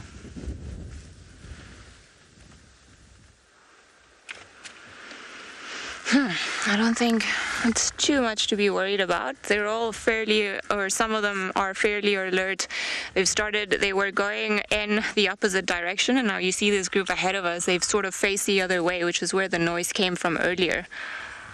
I don't think that it necessarily means that there's a lion or anything around here. What could have happened is that one of them got spooked, and then if one gets spooked and then starts running, then almost out of reaction, a lot of them also start running as well. But when we are in situations like this one, we need to be a little bit careful and aware of what's actually going on around us, because although we're not going to be their target, they can run into us, and that's basically like having another car crash into us, which we don't want to happen. So it's good that we have the road, and then we just needed to keep an eye out for 1 second to see what was happening there.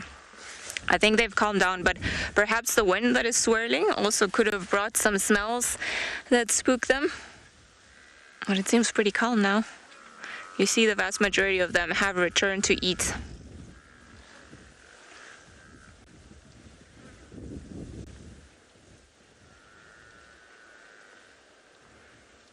The Massamara in Kenya is an iconic wilderness filled with life.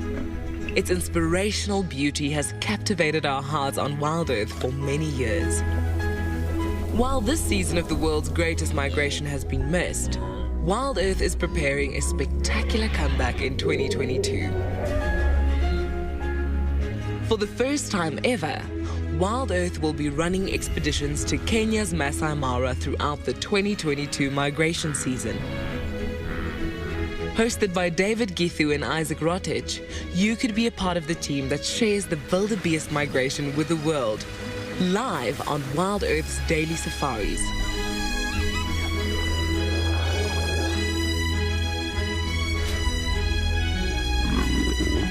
If you're interested, then head over to our website to find out more.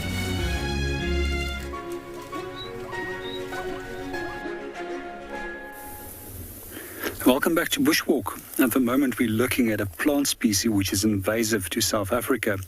This plant actually originates from the southern parts of the United States as well as Mexico, hence the name Mexican poppy. As you can notice, they've got fairly sharp edges to the leaf. This plant also becomes much larger, and there's very few things that can eat them as they're toxic. The seeds of this plant is also toxic. Often when they does make a seed, you'll notice that they've got spines on them that get stuck into the coats of animals.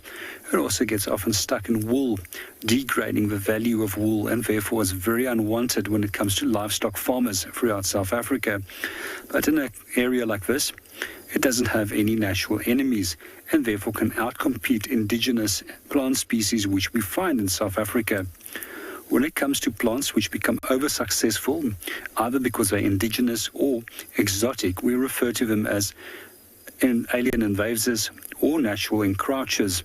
Some of the plant species over here will encroach naturally because they've got the ability to establish themselves in very poor soils. With a Mexican poppy, it's most likely the case that it's established itself so well in South Africa because of it having no biological control agents which can limit their numbers. One of the things that makes this plant incredibly successful is that each seed capsule contains up to 400 individual little seeds, and you can think about how disastrous that can be to the environment when this starts growing and outcompeting other plant species, which is important in terms of supporting indigenous animals, insects and bird species. I'm going to just now pull them out because we don't want them to grow as well as we don't want them to produce a seed. So there's a few ways that you can deal with these exotic plant species. Firstly, you can mechanically remove them, or you can bring in a team of laborers and have them removed. You can also use a number of herbicides. And lastly, you can also use a biological control agent, which is basically an insect or a natural occurring species that predates or feeds on a specific plant or animal within an area. But you have to go through a strict number of tests before you introduce that biological control agent in another country, just to make sure that that cannot hop over to another species and then start attacking indigenous plant species in this area. One of the projects which I would really like that I've seen over the years is a project which is called Working for Water, where people from local communities are actually taught how to identify alien invasive plant species and then eradicate these with some of the methods that we've just explained, and indirectly creating economic support within those already poor communities. And meanwhile, while we're going to pull them out, let's go back to Ellie and go and see what the buffaloes are up to.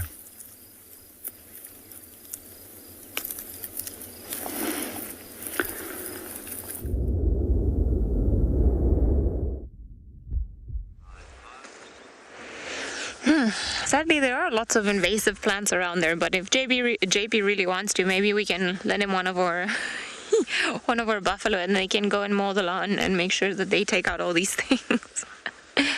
No, I'm just joking. It's quite tricky to move animals, or particularly buffalo in South Africa, because a lot of them, or in the Kruger, unfortunately carry TB within them. So you can't move buffalo freely. You've got to move them from certain areas to certain areas, because there are some areas that are TB free, and they are, on the other side of the red line, as we like to call it. So you've got to be very careful not to introduce a animal with a disease that spreads very easily, that it eventually will lead to loss of condition by the buffalo or other buffalo. So it's very strict, the movement, and quite honestly, they might be able, the buffalo, just considering how the Kruger is connected to some of the other reserves, they could get from here to where JP is. But as humans, we wouldn't be able to transport them from here on the road to Pridelands, which is quite interesting. Oh, I nearly dropped the mic in a herd of buffalo. Not ideal. Our buffalo are pretty chilled now. They've just carried on moving. Some of them have carried on down there. And then a lot of them are just still in front of us ahead on the road. So you see how when there was that noise, earlier they were going this way, and then they all started facing this way. Now they've all resumed in the direction in which they were. So I suspect what happened was that just somebody got a fright, and then that made a bunch of them running. The thing is, when one buffalo starts running, then there might be another 400 that follow it. But at least it was all good. So they've carried on moving. We're on Mvuvu Road, so as I said, we had the lions here the other day, funny enough, not too far. If you watched the drive a couple mornings ago when it was raining, they were kind of in this area. And now the buffaloes seem to be just either Galago Pan. I've seen them. I don't know why they enjoy Galago Pan more than Gowrie Dam. I would go Gowrie Dam because then they can all lie down there. And I mean, it's a much bigger dam. But I've seen a fair amount of buffalo herds, smaller than this one, at Galago Pan. Perhaps it's less of a hassle, more protected. And Gowrie Dam perhaps might be a bit bigger and not hidden enough for them. Well, they were all pretty much in one tiny little pan a couple of minutes ago. So we shall see. Gonna go drive a little bit forward. See if we can keep up with some of them. I've slowly started moving sort of in this direction, and then we've still got about half of, well, maybe not half, about a third of the herd that is still gonna carry on coming in this general direction. So from the east towards the west. Oh, and then I don't know if you can see on top of that big buffalo that's just moving, there's a little black bird there.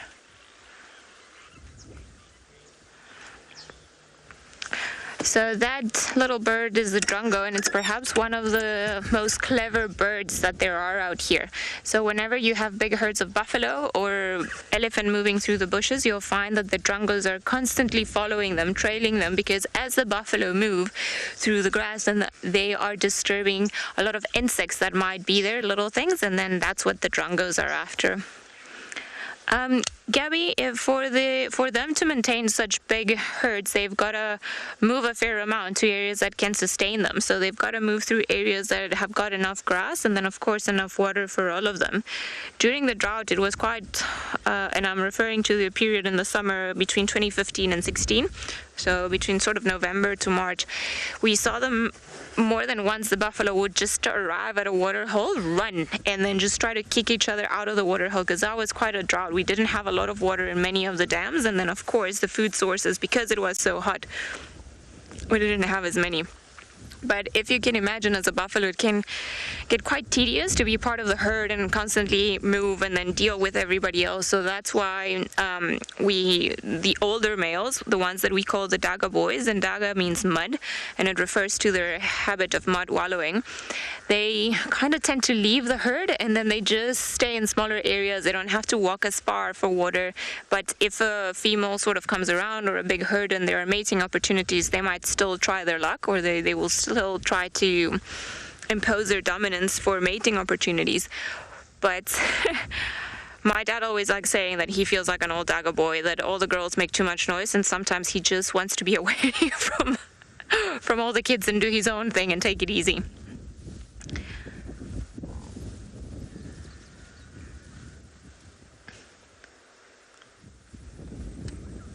Guys, you're doing good time. I didn't think you would choose this way, because they've kind of changed direction. This morning they were coming sort of from the eastern side, and then they were going fairly in a northerly direction, and then now they've just completely changed, and then now they're going west, which, I mean, good for us. We like having buffalo around, because then our chances of having the cats that want to follow them are, well, normally increase. So good for us. Yay.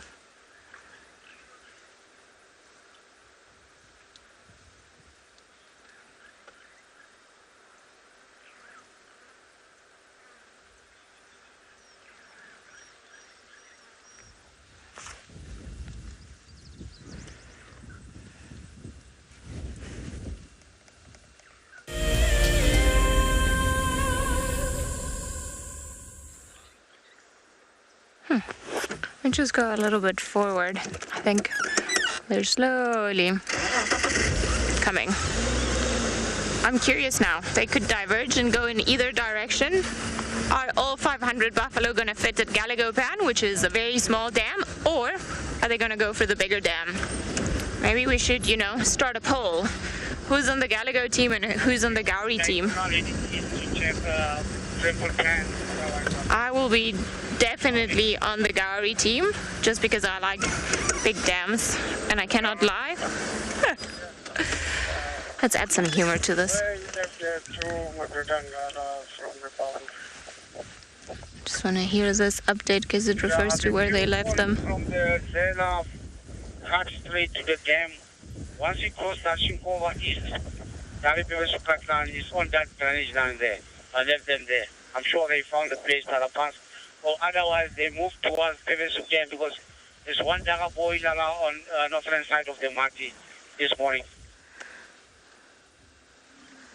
Okay. Interesting. So there was a guy that... Pevesu Dam, because one more Nyari Lala team there. So this morning, the buffalo were obviously coming through, and then we found those male lions, and then the guys left them in a drainage not too far away from Buffelshoek Dam, and then he says that they sort of went down and then they started sleeping there.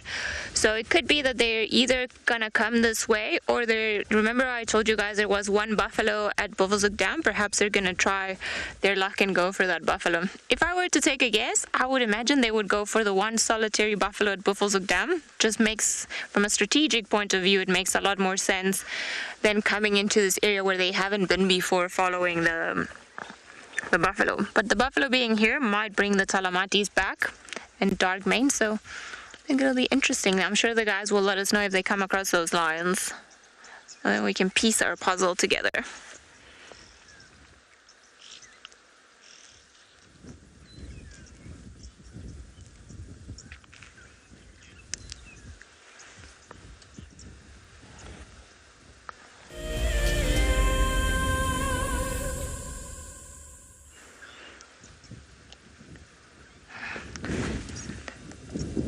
So we're just gonna wait for some of the guys to follow up there, or the guys that left them this morning, and then just sure they'll be able to give us a further update. It would be quite nice if we could get a view of the two Kruger males. They're very pretty boys. Their manes could be a little bit bigger, but they're not ugly lions.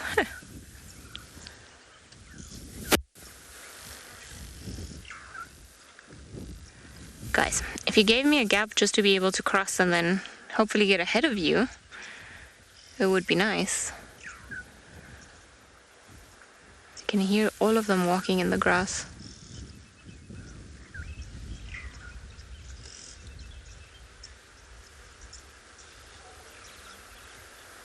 I mean, and if we can hear them, a lion can definitely hear them. It's funny, we've seen a couple of big dagger boys, big bull buffalo that have been walking with the herd.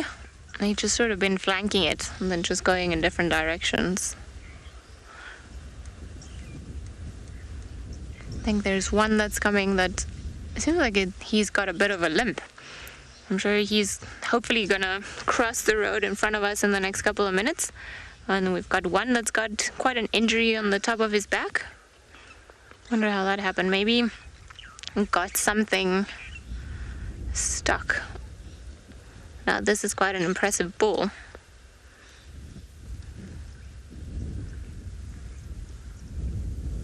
Let's see, I think the one that I was referring to that's got a limp is coming, not that female, the one behind. See, it's got almost like a big scratch. I wonder if that's the one that... No, not the one. Oh, there's our buffalo with the yellow bills.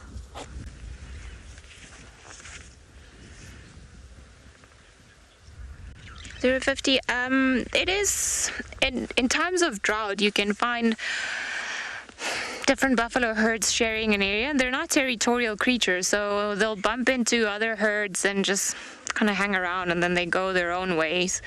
But I mean, this is quite a big mega herd. I wouldn't be surprised if in the summertime, when there's more food availability, the herd diminishes in size and then it breaks up into a smaller group. But they won't normally go and associate, or it's not like you'll have this buffalo herd and if they bump into another big buffalo herd, all of them will be together and you start amassing a very big group of buffalo. Let's go a little bit forward. At least there are some guys that like walking on the road. For a moment there I thought that there was somebody behind us, and we've got more buffalo that have decided to stop and eat on the termite mound.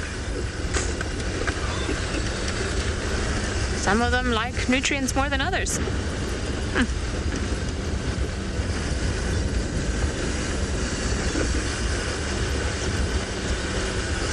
And one has definitely become a bus for all the yellow-billed oxpeckers. He's carrying all of them on its back. It's quite funny, almost like those photos that you see of the Kruger National Park with the hippos carrying all of the oxpeckers on their back. There we go. We've got the females now that are feeding on the grass on top of that termite mound. Not sure what species of grass actually from here. Maybe a panicum.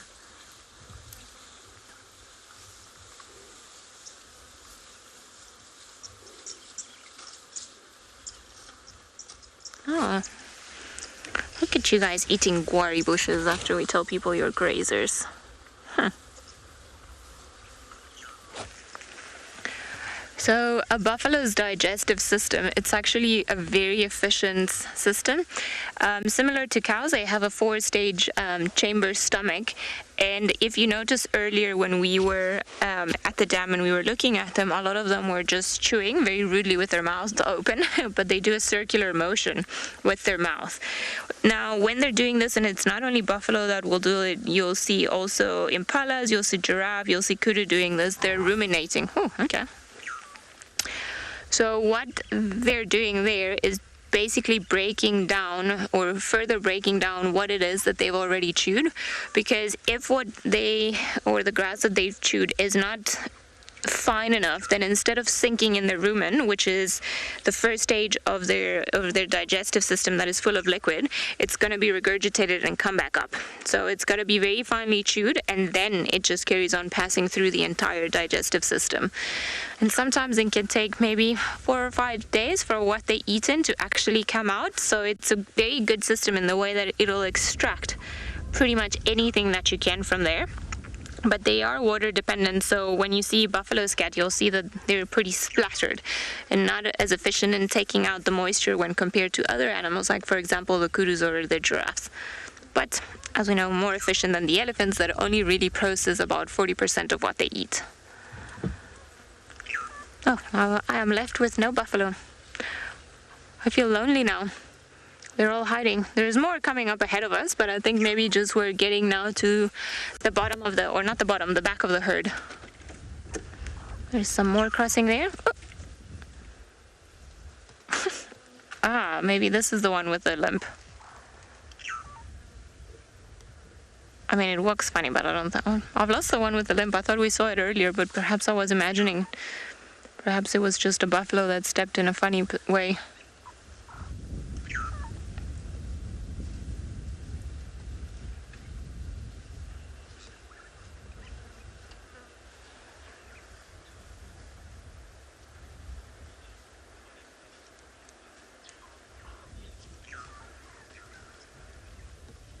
Monica, that's a really good question. I actually don't know if the buffalo can pass TB to the oxpeckers. No idea if there are studies that have been done before. I would imagine they can, because normally they pass on TB by the secretions or the mucus that comes out of their noses. That's how they give it to one another. And then when the lions get TB is by eating them, normally their lungs. And that's how the lions get TB. And because the oxpeckers are often around the noses, I would imagine they could get it, but perhaps they're almost similar to lions in a way that they're just carriers and it doesn't affect them. I'm not sure. That's a very interesting thought. If there's anybody out there that would like to, or has any information or knows a little bit about it, feel free to tag me or send it to me on Instagram or Twitter, because it's definitely a fascinating thought. I've never thought of birds getting TB. I don't know if they can. I don't know if they can't. So that's a good question. Thank you. We'll definitely have to do more research about it.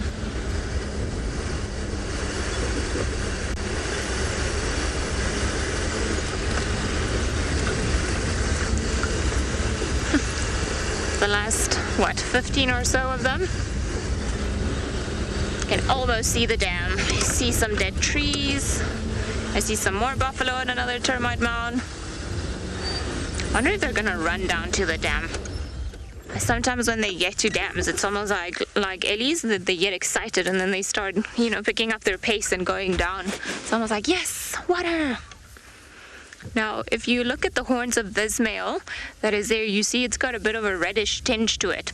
So sometimes what adult male buffalo will do is that they will go and rub their horns against the bark of the tree, sometimes to get the tannin, which is a substance secreted by the tree, onto their horns to prevent moths and things that eat keratin from laying their eggs on their horns. And then sometimes they do it also as a dominance display to other males. So they'll just pretty much rub their horns and then beat the aguari bush or whatever it is that they're rubbing their horns against. So sometimes when you're driving around, impalas also do it for the same reasons with their horns. You'll see that the bottom part of a aguari bush can be just rubbed off, and then the cambium, that red layer, is exposed.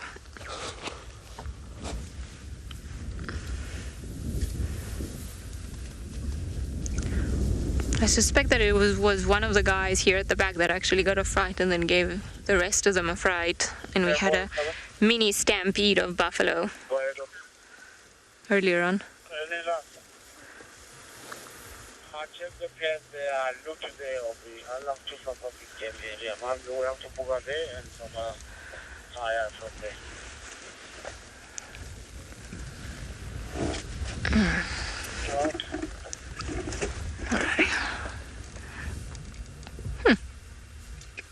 Let's go a little bit further.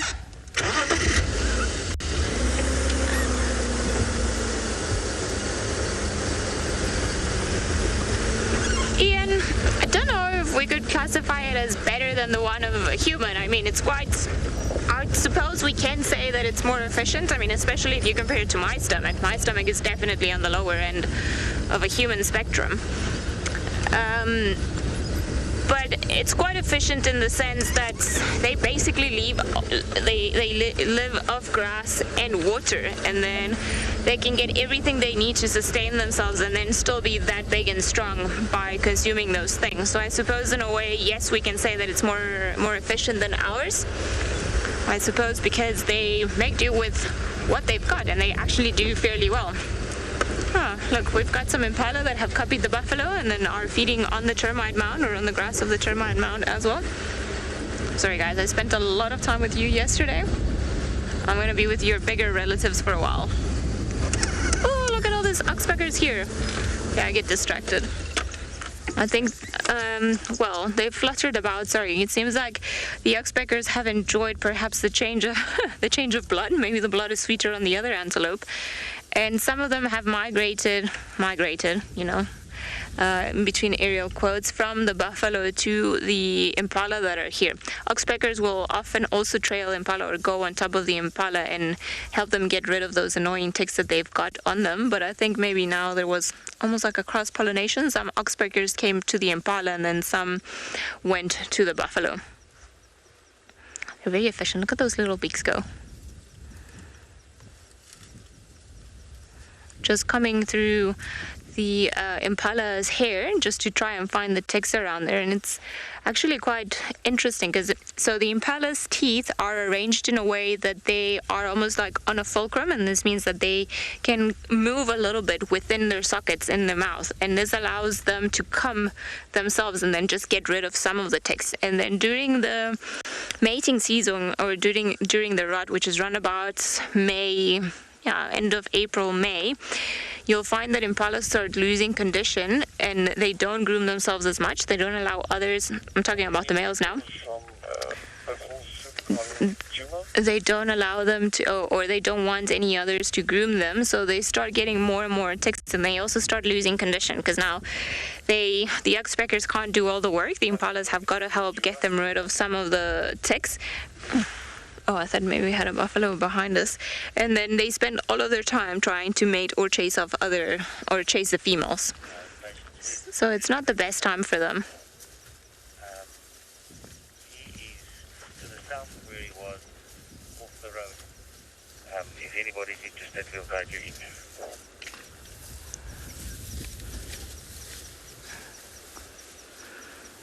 in. Not sure.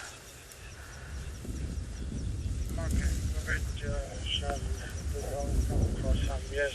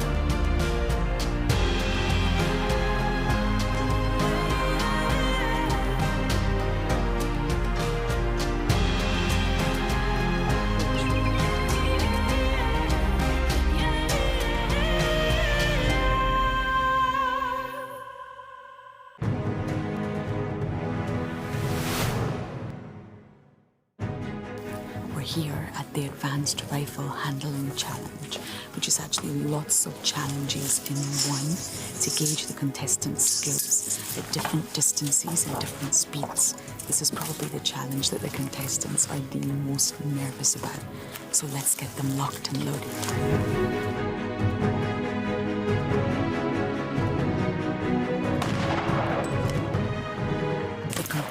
Are now doing the Heelys halt, where they have to run back and forth to a target, turn, take aim, and shoot. And this simulates a chase in a real environment and gets the heart pumping and the blood pressure up.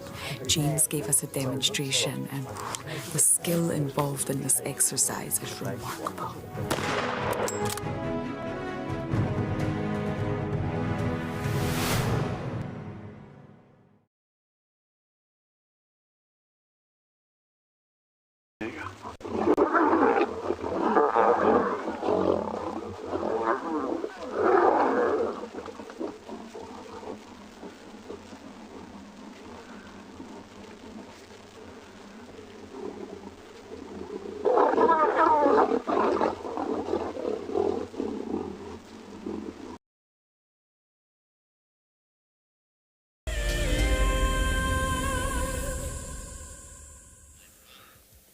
We are with our wildebeest that we saw this morning. There's the young one and the two adults there.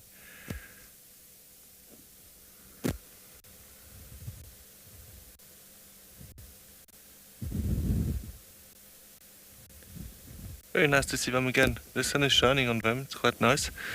Yeah, we were discussing this morning that we can run very fast. We're one of the fastest antelope around here, around 80 kilometers per hour, which is roughly the same speed as the lion. And now they want to hide behind that red bush willow. Let me just go a little bit forward and just have a quick look at them. We are currently on Philemon cut line, exactly where they were this morning actually. I just don't want to disturb them too much. It looks like they don't really enjoy our presence at the moment.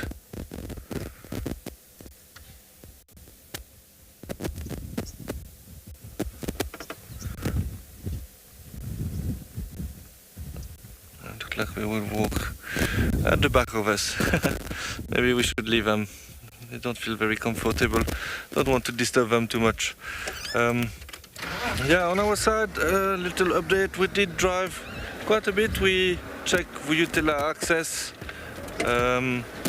It was very quiet, some impalas, but we also checked Triple M. That was still quiet. So yeah, I saw something in the distance there. It is only impala. So yeah, since that very nice sighting of elephant we got earlier, we didn't see much. So I would think now maybe check Treehouse Dam again. Yeah, see if there's anything there.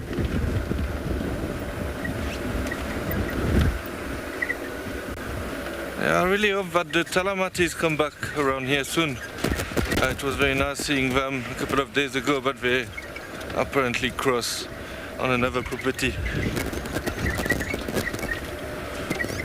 But this is part of the game. I'm still looking for bird of prey. I didn't see a lot this afternoon as well. Maybe a bit later when it gets cooler, they might go sit on trees.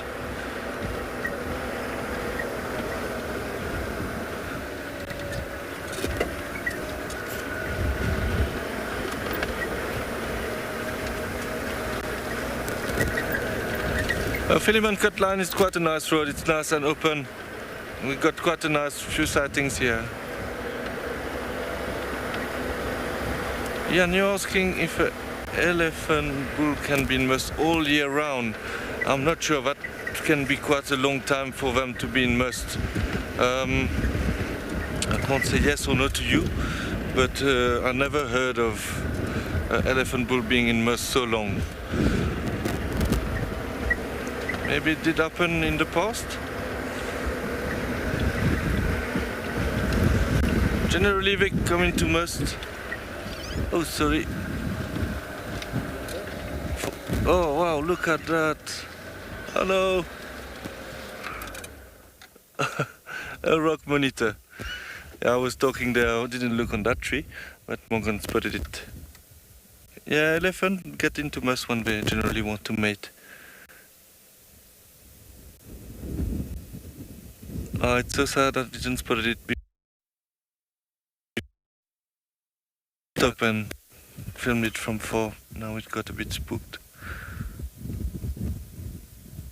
There's so much things you have to look around, it's not always easy.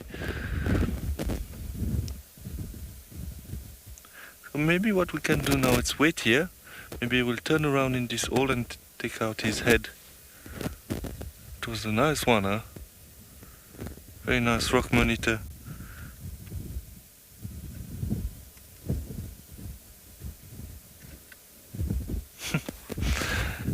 You have really to multitask being a guide. Obviously here talking and looking at the camera or the guest at the back obviously. And still trying to pick up any sign of animal everywhere. Let's wait 2 minutes here. We never know, might pop out again.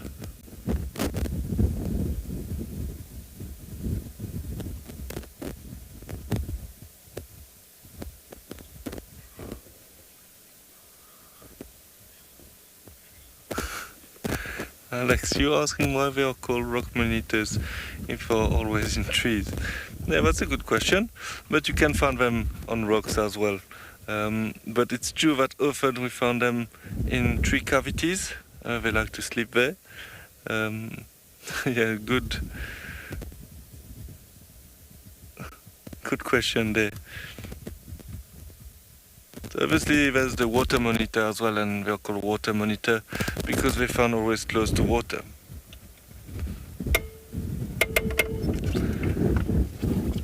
Yeah, I just need to have a bit of patience now, and hopefully we'll come back out. Okay, so we're going to wait here and see if we have any luck. In the meantime, we'll send you to Ali at the dam.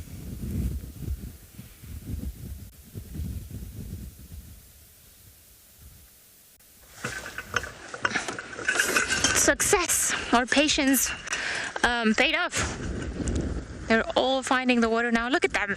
Oh, they're so excited to have come to such a big dam. Yeah, the other one was very little. Not the best one for such a big herd. Oh, yes. And it's also such a nice clear view of all of them. Look how they're all drinking. They were definitely very thirsty, all of them.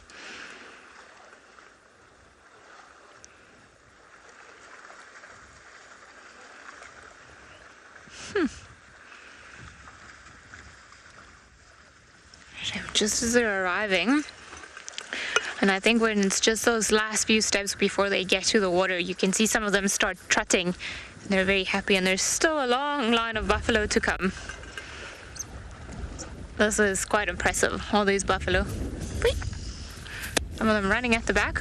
I think maybe only now they smell the water and they're like, yes!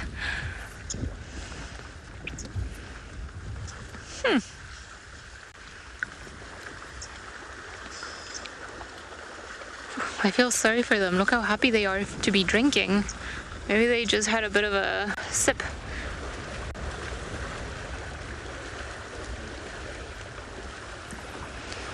Definitely quenching their thirst now, though.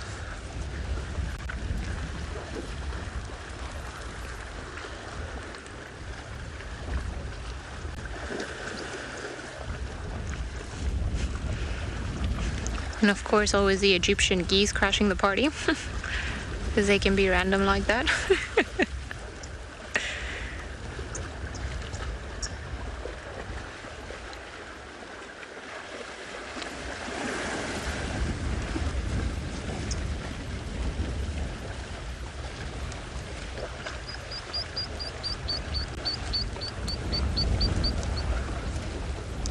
Oh goodness, all the ones at the back realize that there's water here and they're all coming trotting. Guys, did you not drink at the other dam? Look at them go.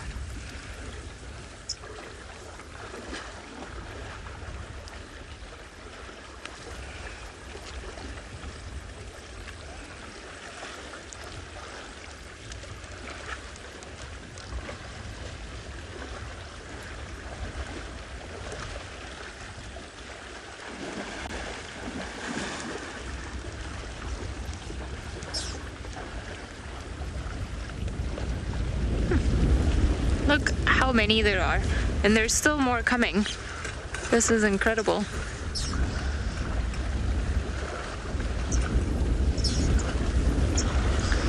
I'm very happy they decided to come to this dam and not Gallego Dam. There's enough water here for all of them. They can all quench their thirst and feel happy afterwards.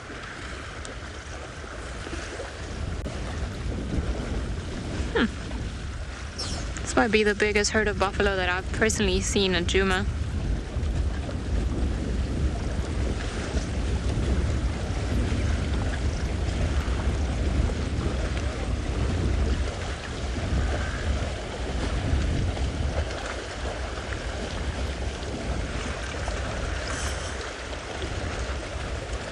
Some kind of bird in the back. Yeah, there's a grey heron in the background. Probably not enjoying all the commotion and all the buffalo that have come to the dam, but pretty sure they're not going to stick around here for too long. Maybe they'll do what they were doing earlier, just have a drink and maybe rest, or maybe they'll come to the area just in front of the lodge, and this is where they're gonna have a rest. Otherwise they're gonna carry on moving, looking for other grounds. I see some of them have decided that they've had enough of a drink, and then they've come up already on the bank in front of the lodge, and then they're just moving on to, they're just drinking behind us. Okay. Suppose everyone can drink from where they want to. The water might taste different up here, might be fresher, because the one up here is a pump pan, and then the one at the bottom isn't.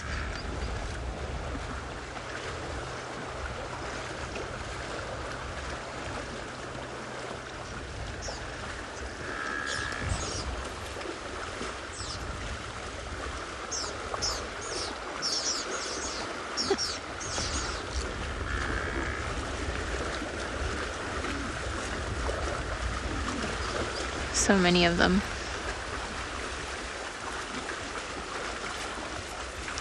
And they can of course just drink from the edge, but I think they're also taking the opportunity to cool themselves down, enjoy a bit of a bath. A lot of these animals, I truly believe that they enjoy just being in the water, like the buffalo, the rhino, well, not the rhino as much, but the buffalo and the elephant, coming a little bit deeper just for their own enjoyment. I mean, in terms of perhaps of the distances that buffalo can walk, they haven't walked the longest distance, but also they were out in the shade, or sorry, out in the sun the whole day, so that's probably got them all hot and in the buffalo version sweaty. So I'm sure just getting into the water is quite a refreshing feeling. There's still more.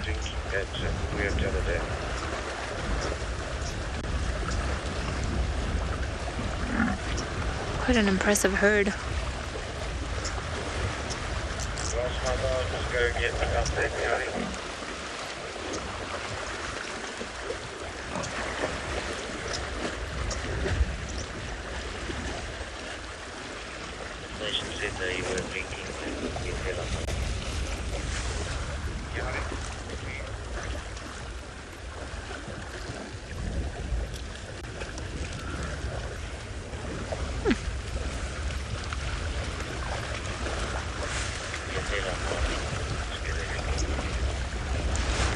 What a time.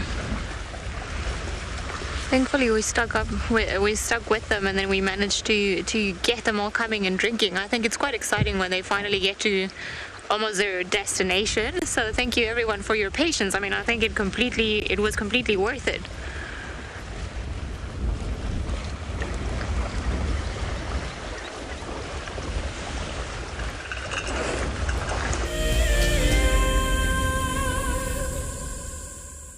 Very nice. Look like everything is happening at Kalahari Dam. Yeah, after the elephant earlier, now the buffaloes. It's so nice to spend time with buffaloes like Ali is doing now, when they go drink and move around. It's always impressive to see a big herd of buffaloes like that rushing towards water. So we did check Treehouse Dam. There was not much there, just some cars around. But apart from that, quite quiet. I'm not sure actually where to go now, so I'm just driving around. Maybe we can try Rebecca's Road. I didn't try Rebecca's Road yet, and see if there's anything there. Rebecca's Road. I didn't try Rebecca.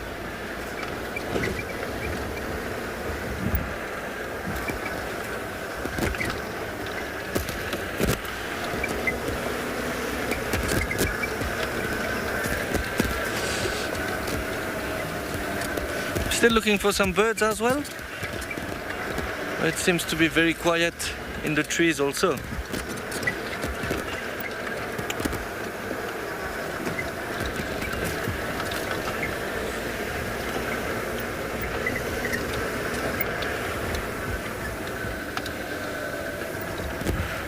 Maybe in the little drainage line where we're going to drive now we might find something interesting to talk about.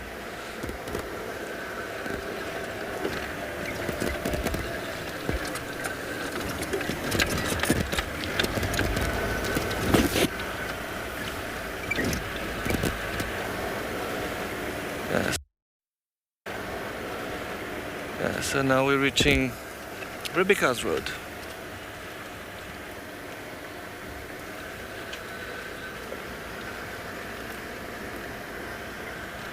It is a very nice road. The only little ick is that it's facing west, so kind of driving into the sun on this road.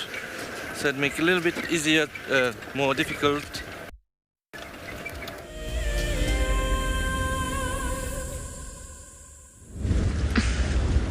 There are so many buffalo, I didn't even know where I want to look. It's just been so epic watching them all come, and then just when I thought maybe there weren't more left behind, look how many more have carried on coming. This is absolutely incredible. And it's so beautiful just to be able to see how many there are here, because as we were following through the bushes, I mean, when we had them earlier on, I didn't... we sort of imagined how many there were, but then when you see them out here in the open, then it just gives a whole different perspective. This is very cool.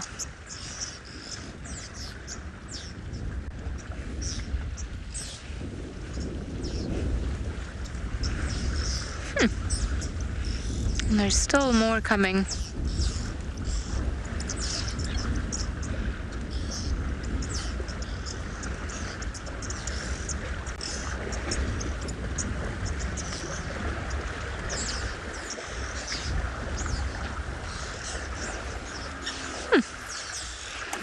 Such chaos.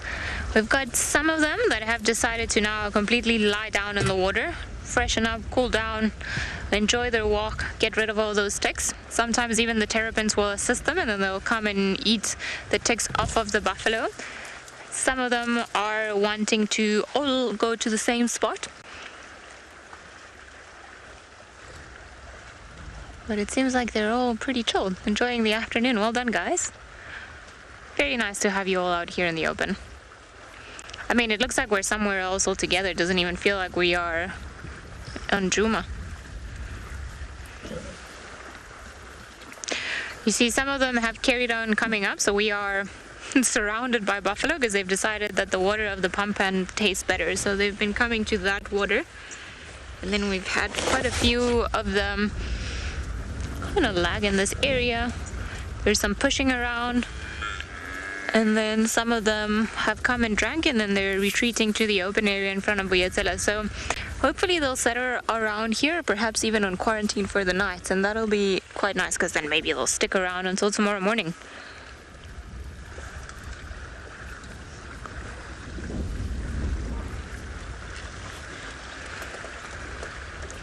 Oh, there's some beautiful light coming through now.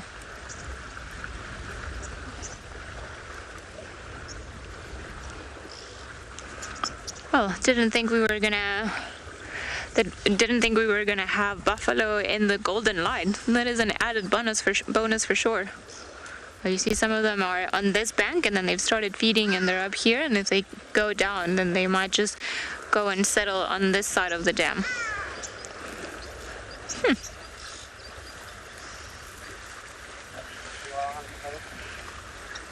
Buffalo everywhere. How amazing. Straight for about 300 meters along the western bank of the drainage. You can see us on the western side. So many buffalo heads.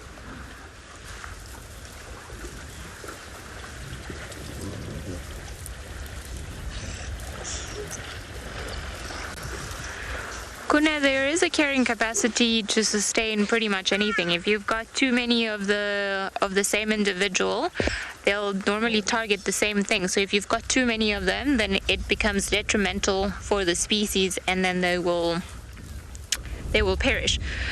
In the case of the buffalo, because we are in an area where they can go to the Sabi Sand, the Kruger, or the Manyeleti, or even go back to Ngala. So in this area, they have quite a wide expanse in which that they can move around in. Now, what the carrying capacity of buffalo in the Greater Kruger is, I'm not too sure. I do know that we lost maybe about 20% of the Kruger population of buffalo and hippo in the drought that I was referring to earlier in between 2015 and 2016. So if you've got too many of them, then they'll eat all the grass. And between them and the rhino, they feed on the grass. So if you've got too many of those and they don't have other areas where to go or to move off to once they finish the resources in an area, then it becomes a problem.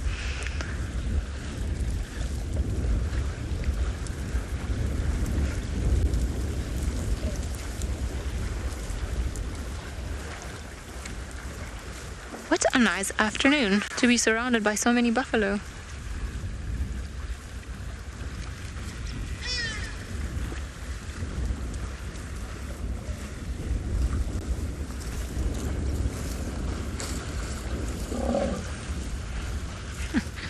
Just look at that, look how many there are.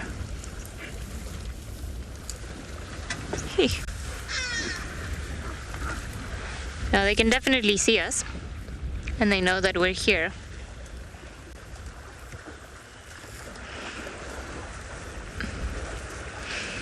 And so you're 8 years old and you're wondering if the buffalo smell as bad as cows. They do have a cow-like smell, but because we're very close to the water, I actually cannot smell them all that much, so it's not that deep. I suppose if you've seen cows at a farm, they're always in a pen or something like that, and then you get this very strong dung smell. At least here we don't have that. So they do smell like a cow, but not as much because they move quite a bit.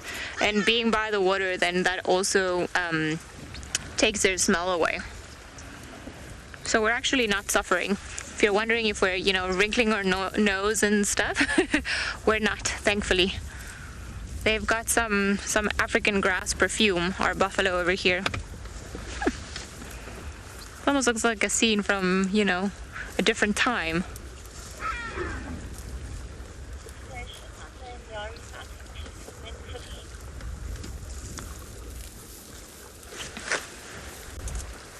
Very impressive.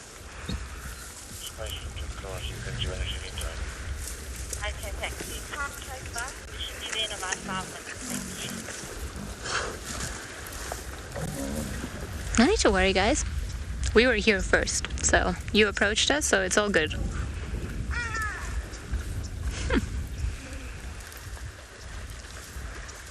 Perhaps the ones that are feeding on the grass at the moment and the ones that crossed over are the ones that got the first drink at the Zamboati Dam, and then that's why they don't need the water as desperately as some of the ones in the background.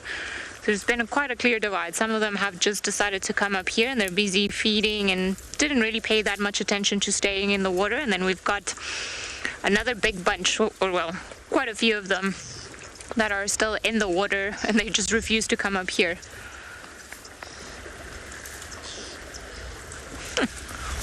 This is very cool.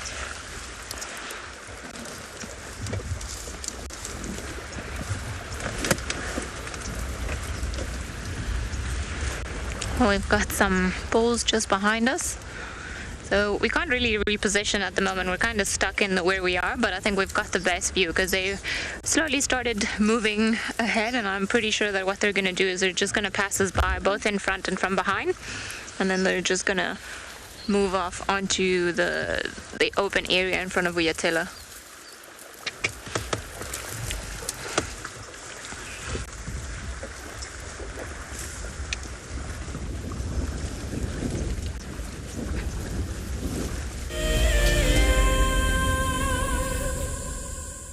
The Massamara in Kenya is an iconic wilderness filled with life. Its inspirational beauty has captivated our hearts on WildEarth for many years. While this season of the world's greatest migration has been missed, WildEarth is preparing a spectacular comeback in 2022. For the first time ever, WildEarth will be running expeditions to Kenya's Massamara throughout the 2022 migration season. Hosted by David Githu and Isaac Rotich, you could be a part of the team that shares the wildebeest migration with the world, live on WildEarth's daily safaris.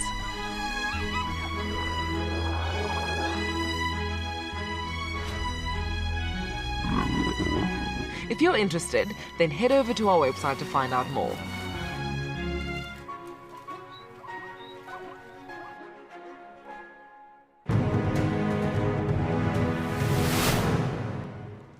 We got there, he had probably moved a couple of 100 meters down the river and it was about 10 meters from this causeway. So I radioed the lodge quickly and just asked them to bring a land cruiser around and some tow straps. So we thought we were going to try be heroes and save this giraffe.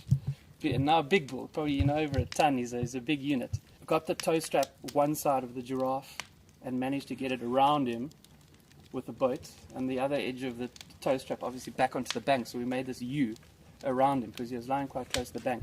And yeah, we put that land cruiser in low range and we just gave it hell and pulled that giraffe, and the tow strap slipped up and we thought, oh no, it's going to slip off the top of the head, and it caught on his ossicones at the top. And that last 10 meters pulled him out onto the bank, and he battled. He was obviously quite weak and all that.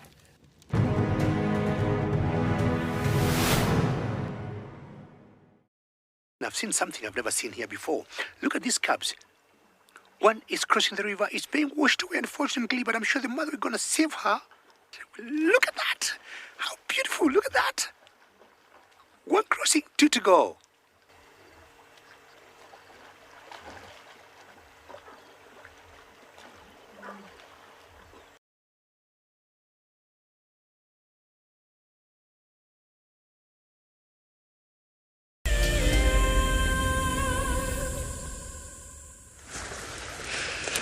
Well, we still haven't moved and we've had more and more buffalo come and surround us, which is pretty epic. Now we are kind of locked in, but they're really not displaying any signs of aggression or anything towards us. And a good indication was that when we first arrived, they could see us because we parked on the other side of the dam, and then they've carried on coming in, and it was their choice to come and approach us, which is a clear sign that the animals are relaxed with us and with our presence. So as long as we don't, if we were to get up and then or get out of the car and then start doing foolish things, then they would definitely have a fright. And you don't want to be in the middle of a buffalo stampede. I've had that a couple of times and it's not fun.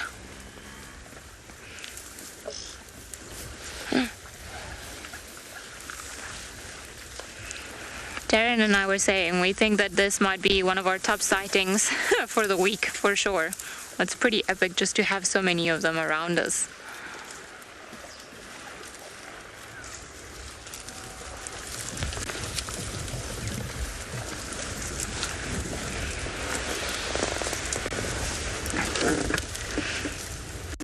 Got the one female that's decided to come and feed right next to us.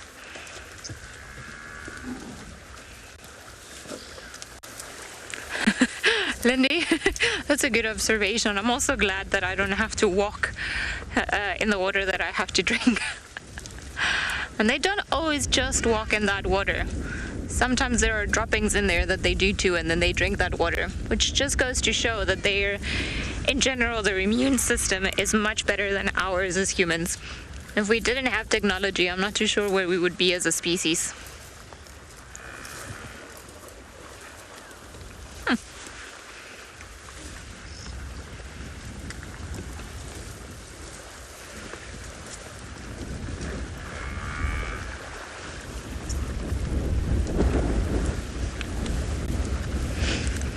We've got this one here that's trying to eat the one leaf of what looks to be a guari. I've seen them eat a few guaris, which is interesting. Perhaps they're needing some salt, because guaris are generally rich in sodium, and I wonder if that's where they want You see, it was just, now of course she stopped doing that, but she was extending her very long tongue to try and get it. Large buffet to get the them.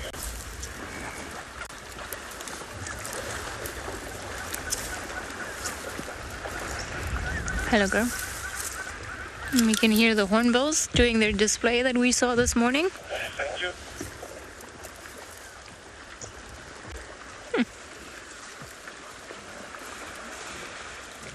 How impressive.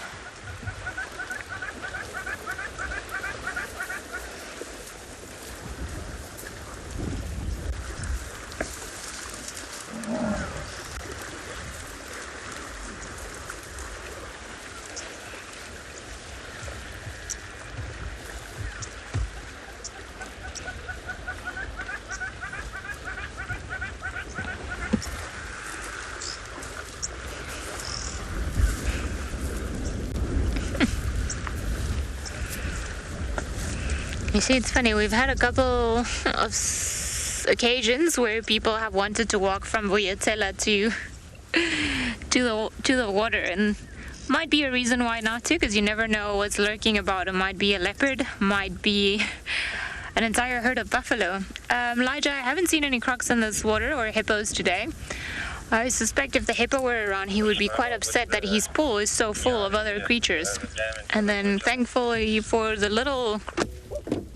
I don't want to be dropping mice and things next to the buffalo herd, because then I might not be able to get them from it. I've lost your audio. Oh.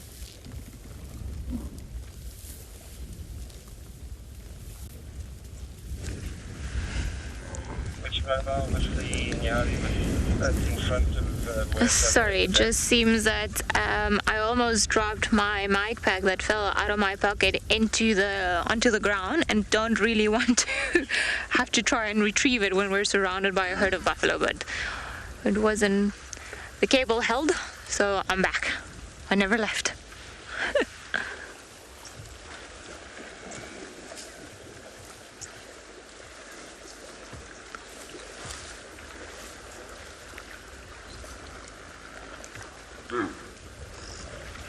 Must be a good 500 now that we see them all around us. Hello, little yellow-billed oxpecker. Whoop. Seems like there's a flock of about 3 of them.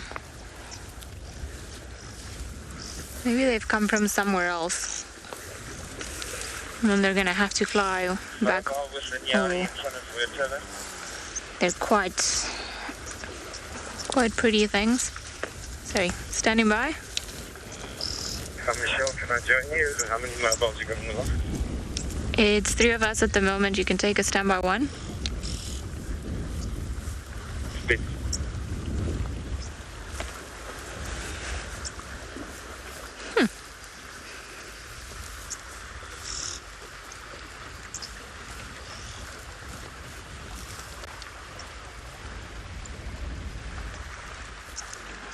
The little ones are quite cute, though, I must say. They just have this almost like, not pony, but also they don't look like a cow quality to them. And I really enjoy their color. They're so pretty. So the forest buffalo that we were talking about earlier, their color is much more similar to the coat of the little ones than it is to the adults. It's that sort of almost like reddish tinge, but a little bit more exacerbated than what we see in the youngsters here.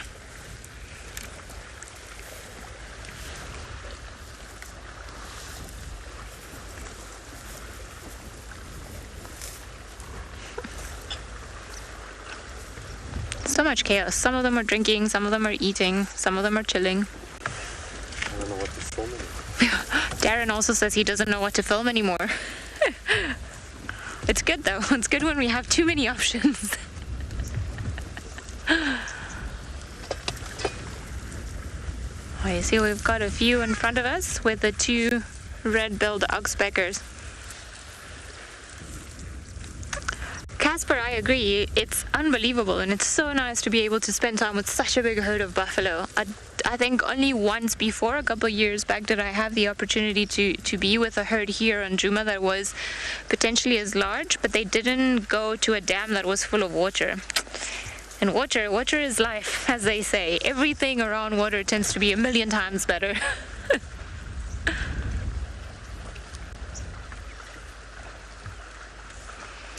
Seems like slowly but surely, though, they are coming onto the other side of the dam, and then they're gonna carry on moving. Well, it seems like some of them are heading more towards quarantine, so maybe in the next sort of half an hour, 45 minutes, we'll have them on quarantine. That is, if they don't decide to lie down, and pretty much it'll be, if they stick around, just make sure you keep an eye on the dam camp tonight, because it will be interesting. There might be certain things that come and look for them. We did also see some leopard tracks on the way here, by the way, for a male leopard, but impossible to track with a herd of buffalo around. We just saw a couple of tracks just after we left the buffalo, and it seems like they were maybe from this morning, but there's been a sweeping herd of buffalo that has just gone on all those tracks. And going on foot when you have so many of them around is not advisable. There's space for one more vehicle.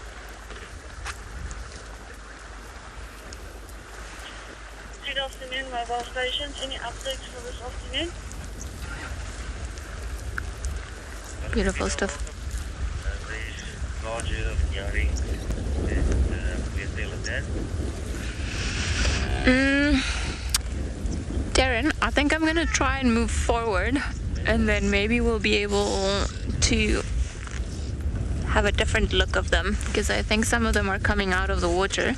So I wanna untangle my legs from the seat, and maybe I'm just gonna go like this, and then just see if we can get a different angle now that we don't have any buffaloes in front of us. Hopefully we're not gonna end up in the dam. That might be a problem. Eesh. Wish us luck.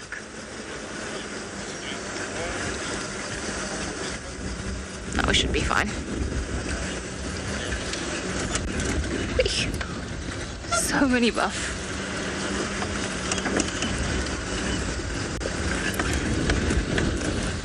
Oh, I just want to get maybe... Oh, no, I can't drive here. If we get a bit of backlighting, it would be beautiful with all that dust. Oh, look at them running. Why are you guys running? Don't run.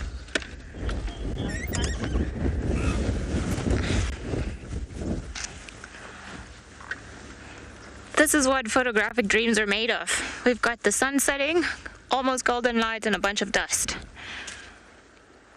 It'll make even a buffalo look extremely beautiful. So now I know it's not, you don't always want to be staring into the sun, but sometimes it just pays off.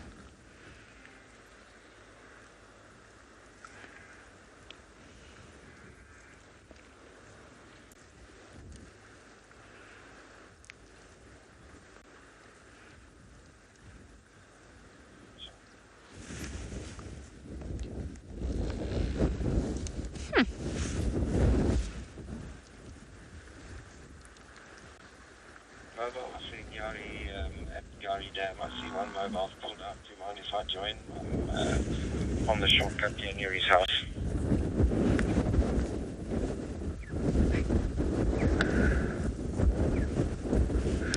Hey, firm, make your way.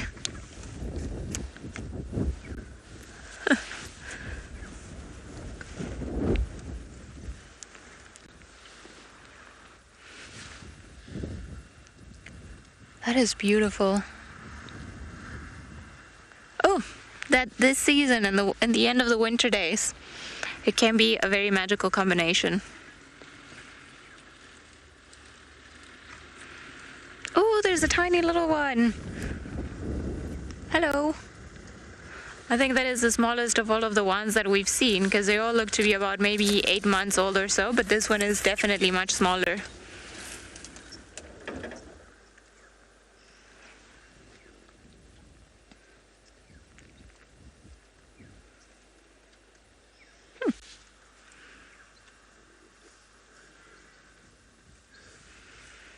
There aren't too many left in the water now. I think maybe about 10-15 of them or so.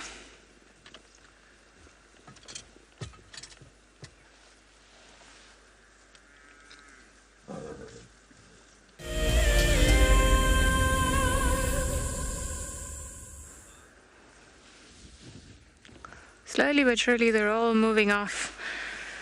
Now, maybe I can only see just one big male still in the water, maybe regretting the decision of the rest of the herd to move off, and then just the rest of them carried on moving and eating. So at some stage they'll stop moving and then they're going to lie down and then start ruminating again. Maybe have a bit of a snooze now that the sun is about to go down. They don't normally move as much once the sun goes down, and then very likely they'll settle in a place for the evening, and then they'll start moving again tomorrow morning. Much like the impala, they'll prefer to sleep in a nice big open area, because then creatures or potential predators won't actually surprise them, or they can hear them coming from far away.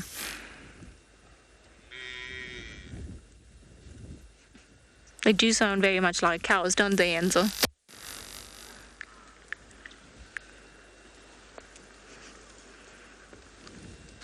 There's a little one that just seems to have lost its mom.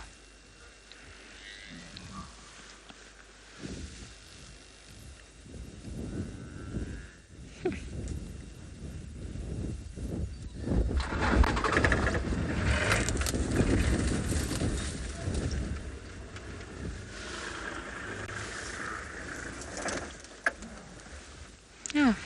Maybe they'll even settle around here. Seems like some of them are just busy feeding in the middle of the open area. And if the conditions are right, why not? The sun's about to set.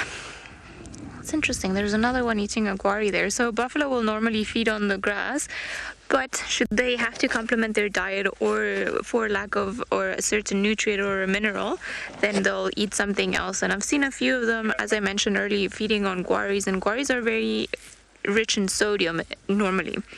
So I wonder if, that's not their natural version almost of a salt lick, just getting a few guaris into their system to then obtain certain nutrients that might be missing in the wild.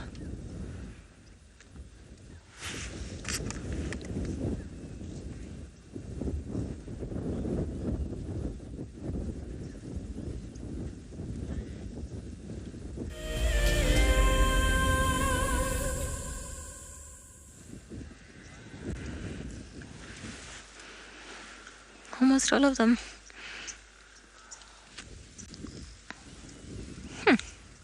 Well, not a bad spot to be in, although there's just one tree in the middle. We're gonna have to do some landscaping maybe. Getting very vocal. Seeing very close to this camp coming.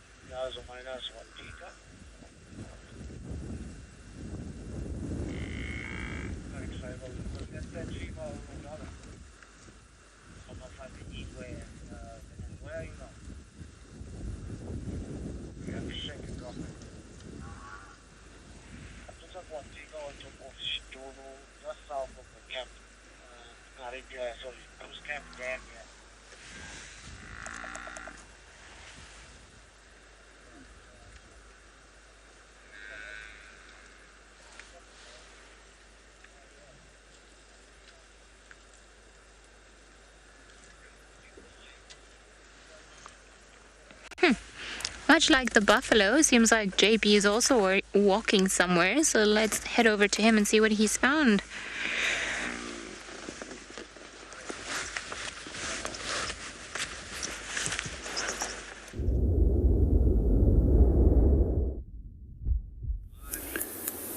Welcome back on Bushwalk. This morning we were looking at one of my favorite tracks, and that was that of an African civet. It's probably one of the neatest little tracks out there, and I just love the way that their feet always direct registers. I also talked about how they often mark their territory, and here's one of their territorial signs. We refer to this territorial toilet or latrine as a civetrine. And as we mentioned, one of the things about their scats, the size of a scat, is that it's often larger than that of a scat of lion. We can also see that there's a number of different things inside here, ranging from plant material, seeds, as well as insect remains, as they're actually omnivores. Here we find some raisin bush seeds.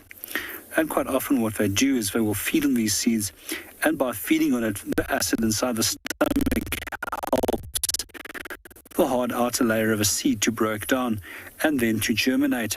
For monkeys and baboons, they also fulfill that same role. And then right over here, there's some of the remains of a millipede. And millipedes are quite toxic. However, the civet has no problem with eating them. Although most of the millipedes' exoskeleton also has calcium, which assists with the strengthening of the exoskeleton around the body. Some species, like banded mongoose, if they do catch the millipedes, they'll generally roll them in the ground to get rid of a toxin. It's also interesting is what they say is that ants that will get into 8 centimeters of a millipede and start harassing it can be killed by the toxin that it releases through the pores on the side of the body. We can also see that the civet has also been eating some small mammals, as there's a lot of hair inside the dung over here. Sometimes we also encounter a large amount of feathers that's been left behind. And then right over here is dung from one of the solitary mongooses. It's most likely slender for some reason at this midden quite a few times, and it seems that he's also decided to use it as a toilet. I'm not quite sure why, because they definitely would not be competing with one another, as that they're not even related, and that there's no reason for them to compete.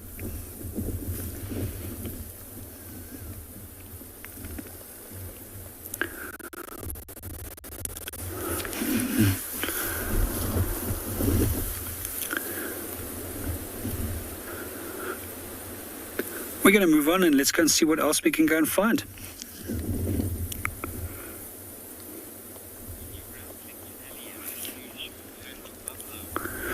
In the meanwhile, while we walk off and go and see what we can find, let's go and look at the inner buffalo.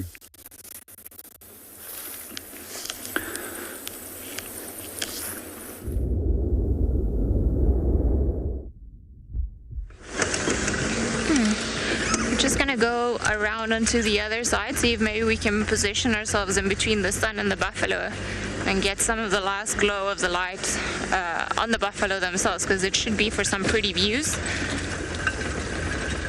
I don't really know where they're going. It doesn't seem like they're heading to quarantine anymore. They're sort of a bit divided and heading more towards Philemon's cut line, perhaps that area, maybe around Ingweali. Be nice to see where we find you guys tomorrow morning.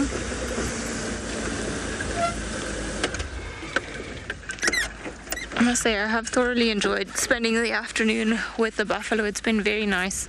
Such amazing views of all of them. There's something to be said about spending quality time with a mega herd.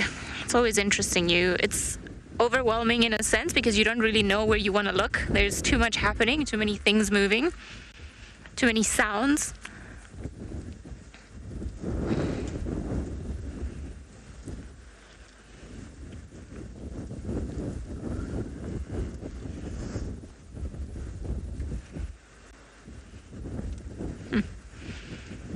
Got some of the bigger bulls behind the herd, or towards the end of the herd.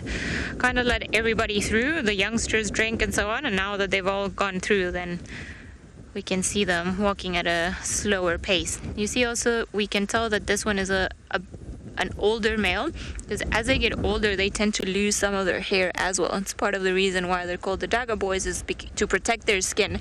They go and mud wallow more often than other buffaloes might. Oh look, we've got another queen of the mound. Buffaloes and termite mounds have been very funny today.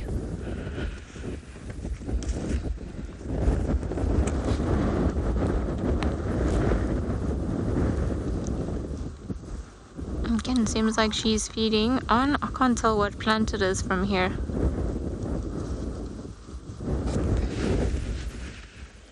Maybe like a whiteberry bush? Or a sickle bush? But buffaloes don't generally feed on trees. They are bulk grazers, so most of their time their heads will be stuck on the ground. So as I said, I suspect that there's some nutrient that some of them might be lacking, and that's why they're taking to alternative food sources, which is not their normal one. It's just to be able to compensate for that. It's almost like us and humans. I don't know if you've ever had it, but sometimes you might start craving something. Sometimes it'll be maybe fish or meat or berries or oranges, and then that's normally your body telling you that there's some sort of nutrient or a vitamin that you're not getting enough of that you should try and eat more. So it comes in the form of a craving, and I think for them is basically the same. But now as the rainy season starts and then the grass becomes nice, pretty and green and lush again, then we won't see them doing that. They'll go back to enjoying the grass.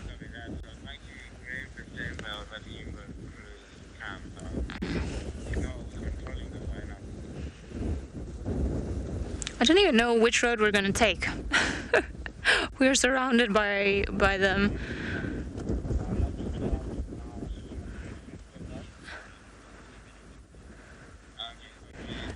Bowie check. I suppose it's not being scared when you're surrounded by buffalo. I'm not worried about them attacking the vehicle. So these buffalo were very chilled from the beginning. They knew we were around, and then they allowed us to get in. But I've been in positions before where something else spooks the buffalo, and then the buffalo run. And then having a buffalo run towards you or stampeding towards you, then that is a little bit worrying, because a lot of the times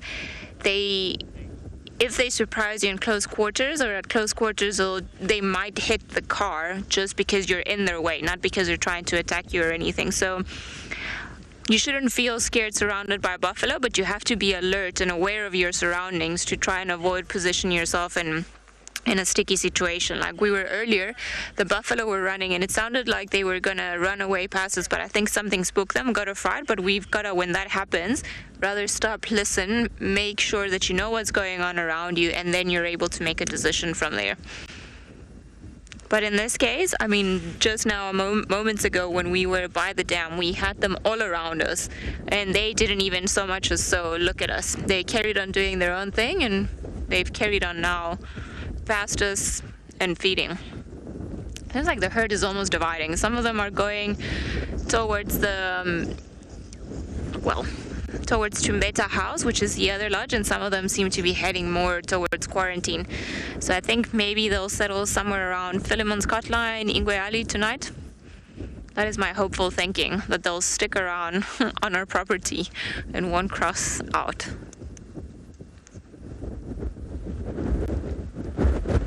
Oh, the wind suddenly picked up.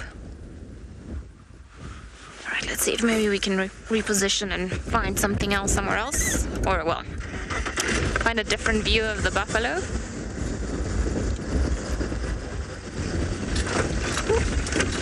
Did not expect there to be a bump there. And I mean, it's quite funny. Look how littered the road is with all the dung.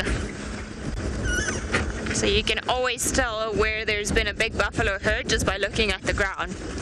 It's pretty much covered in dung.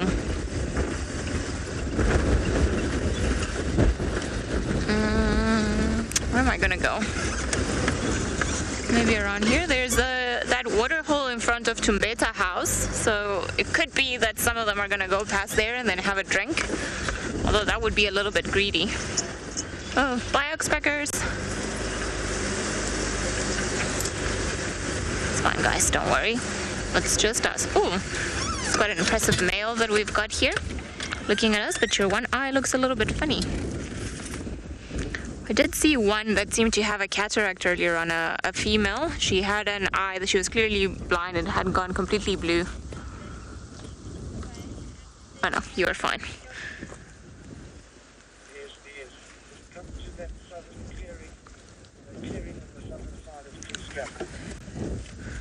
Seems like the wind is making them a little bit nervous. Now that it's picked up, I've seen a few of them sort of run across the road, and it's almost like running aimlessly. They don't really know what they're running from. They just get a fright and start walking at a quicker pace. Almost in circles.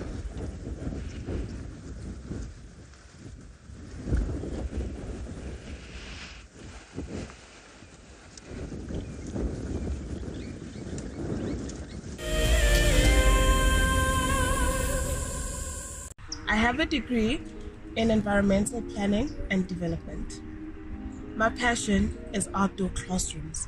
We are not only grooming the environmentalists of tomorrow, but tomorrow's leaders as well. My long-term goal is for the people of South Africa to learn how to live sustainably, to be able to look after themselves and the environment. So I hope that through environmental education, we are able to get that message to the future generation of South Africa so that they start now and can continue that good practice in the future. Environmental education is critical so that people can live sustainably in the future. That is my long-term goal.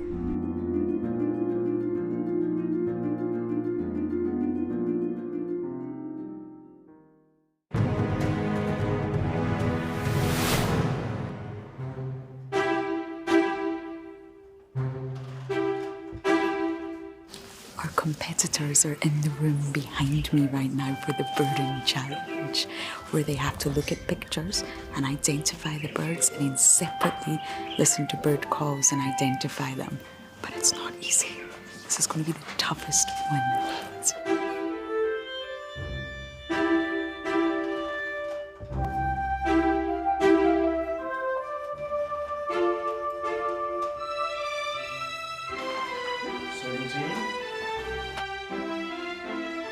Here we have the previous year's winners. You can see they're trying to see if they can remember all the answers, and look at them taking a sneak peek.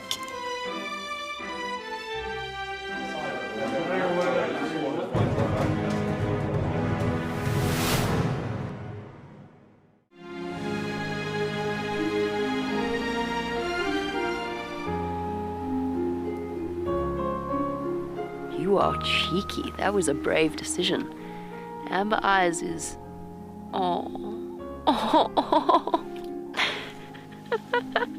That is so magic.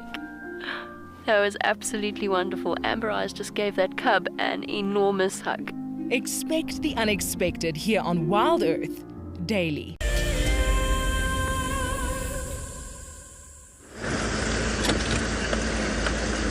Hey Buffalo, I'm gonna sort of go around because Tomato House is just here, and there is a small water hole right in front of the the house, which is one of Djuma's lodges, and I'm kind of wondering if these guys are gonna go there for a drink. Just be interesting to see if they actually go for a drink or not. After that big, wonder if it's perhaps like humans, if you've got the opportunity, you go, you take it and drink, or if they're just gonna bypass it and be like, not for me, thank you. I've already had my fill. So I want to go a little bit ahead of some of them. Ooh. Well, this is an unexpected wind. Ooh. September winds. All right. Maybe they're gonna bypass a little water hole. It's just right in front of us.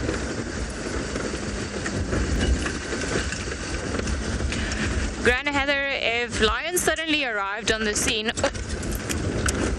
it would depend on two things could happen. So if they arrive on the scene and then the buffaloes don't know that they're here, the buffaloes are going to continue as normal, and then the lions are going to try to approach the buffalo, or they might just target one of the buffalo as their potential meal.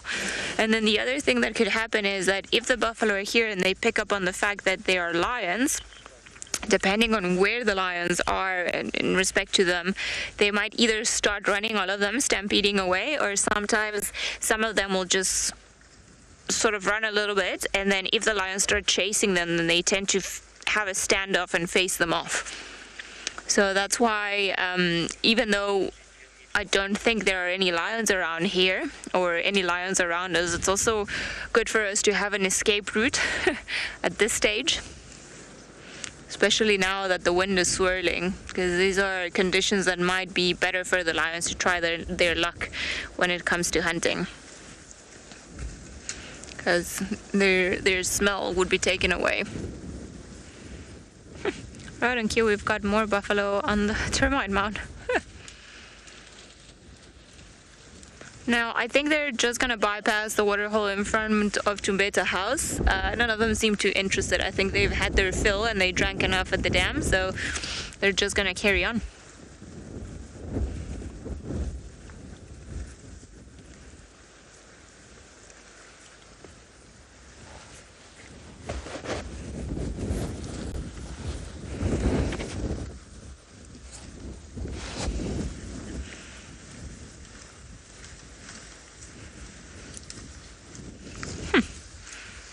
Eating some pasta.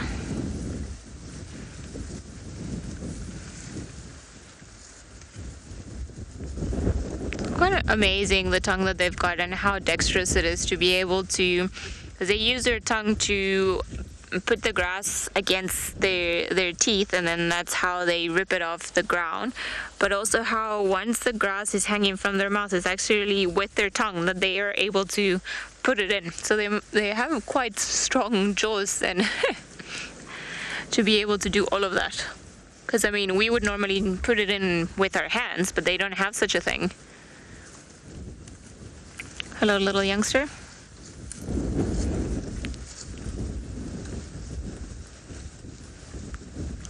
So you see it sticks the tongue outside, kind of wraps the tongue around the grass, and then tries to put the grass against its teeth on the top of the mouth, and then that's how they rip them apart.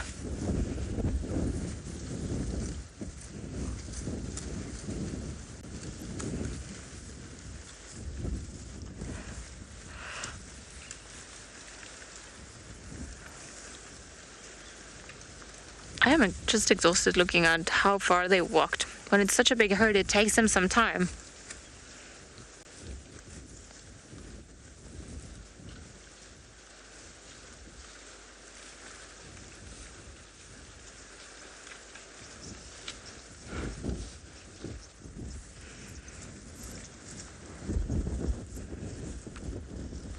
Guys, I just said that you were not going to go into the hide.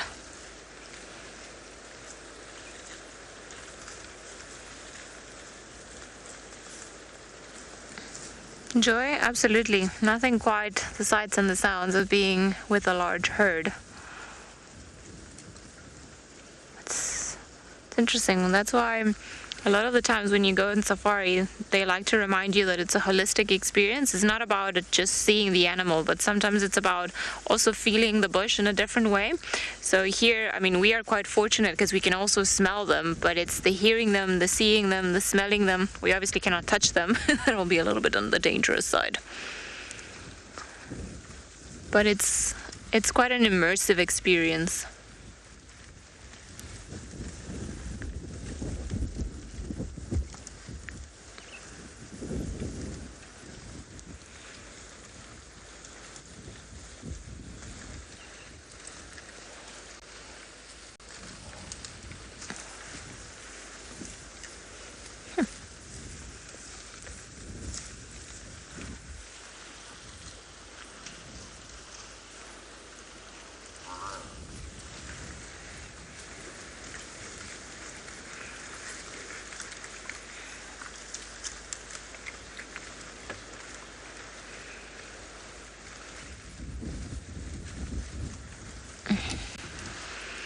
Seems like Cedric is fighting off some gremlins with the help of Marcel, so hopefully they'll be able to ward them off.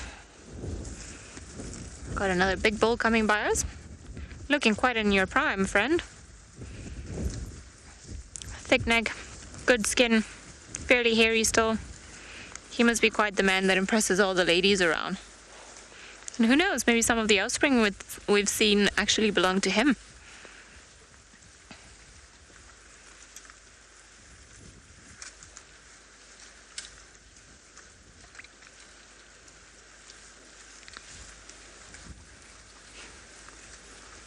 The little ones are quite pretty.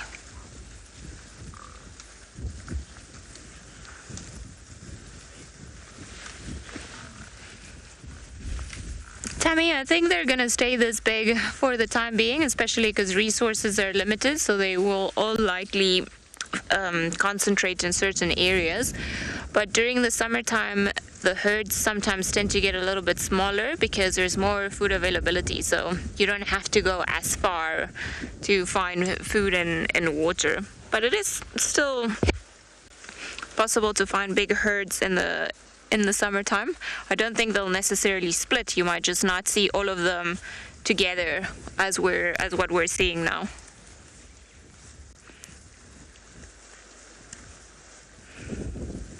I might just hang around in close proximity. I think those are the words that I'm looking for.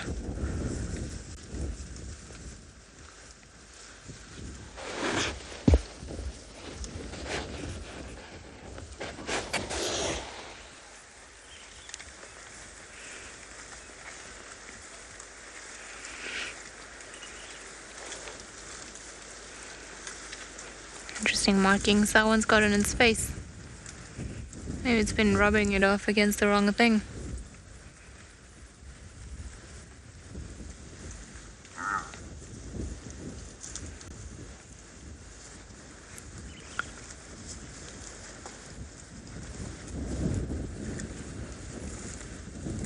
The Massamara in Kenya is an iconic wilderness filled with life. Its inspirational beauty has captivated our hearts on WildEarth for many years. While this season of the world's greatest migration has been missed, WildEarth is preparing a spectacular comeback in 2022. For the first time ever, WildEarth will be running expeditions to Kenya's Masai throughout the 2022 migration season. Hosted by David Githu and Isaac Rotich, you could be a part of the team that shares the wildebeest migration with the world, live on WildEarth's daily safaris.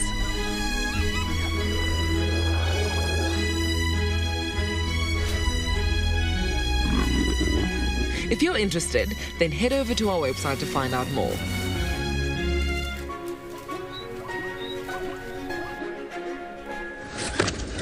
We're gonna go on to another road, see if maybe we can see them crossing the road one last time, and then as the sun carries on dipping, then we're gonna leave them. Unfortunately, because of technical issues, we don't have an infrared light for tonight, and we will not view these animals during the night. We won't put the lights on them or anything like that. So I think maybe let's see if we can get one last look of them, and then if not, then we'll go maybe see if one of our leopards might get jealous from all the attention we've given the buffalo. I don't think I chose the best spot to come out of this area. My cat might just fly off. And then we're gonna go around just to see where they go, or roughly what direction they go in, because it's very possible that if they carry on walking at the pace that, I nearly had a branch onto my arm. It does happen.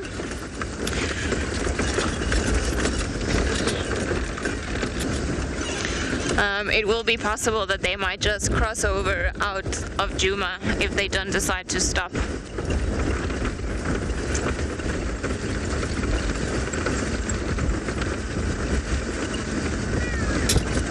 Hello, Djuma guests.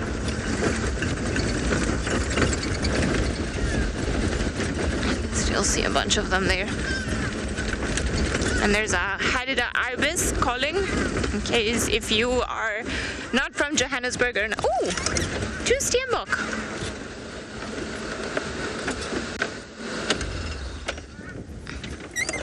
White mane, I'm not sure I follow your question. You're wondering if they have self-control over when they chew the cud. Self-control in the sense as can they choose to regurgitate, or if it's self-control as in like they will actively decide to regurgitate, I don't think so. I think it's just a process that happens naturally. No, they won't. I mean, it'll come up just as a normal part of their organism or of their routine. It's like us swallowing. It's not, we don't make an active, conscious decision every time that we swallow. It will be the same for the buffalo. Sorry, we got distracted with the stew steenbok. We've actually seen so many, and we don't often see steenbok together, so that's why I wanted to stop here and just have a chance to view them. I hope you guys got a good look at them. I suspect that maybe they were either playing around or doing some sort of display. I didn't, fortunately didn't catch much of it. Oh, there they are. You guys, making us scared that you're leaving. And you're right there. So let's see. I didn't even manage to see if we're looking at a male or a female or... And it's quite special. The Steenbok do pair for life, and we say, and we... What's the boy? The one... We're gonna leave you there. I will thank you for that luck. Is it two? It's, well, the one with the horns definitely a male, but then I was wondering if the one at the back had horns, but no, it doesn't. It's a lovely couple. It's a pair. So I wonder if perhaps we were not looking at some sort of mating display, because although they tend to form, as I mentioned earlier, pairs, we don't always see them together. You'll find one, and then maybe in close proximity to that one, then you'll find another one, or you'll find its pair. So it's actually very special to be able to see the two of them together. Maybe spring is here and love is in the air.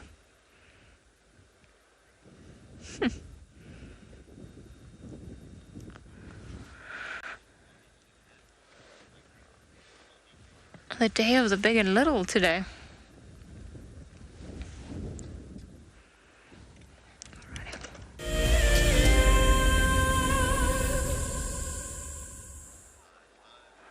I think we're gonna leave our friends, just, you know, leave them to their romancing. It was very nice to see them, and then just see if we can determine one last time where the buffalo are gonna be headed into.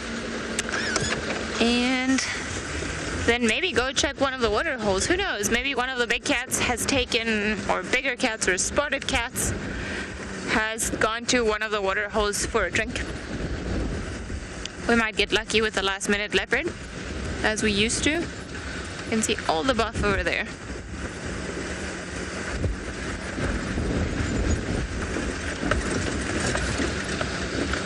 I think we actually had the best views of this herd already. I mean, seeing them all come down into the water like that and then just cross over, and then with that sun behind them, that was very special and very beautiful.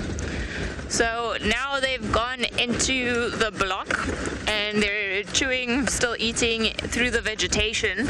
So I'm not going to follow them and off-road for them again. I think we've had probably the best views this afternoon, and we've been very lucky with the sighting we've had. So I'm going to leave them. Thank you guys. It was real. We loved it. You've got lots of fans. You did buffaloes all around Africa proud. And I think for now, just because the sun is dipping, then we're gonna head off into the unknown. See what else there is around here that might want to spend some time with us this evening.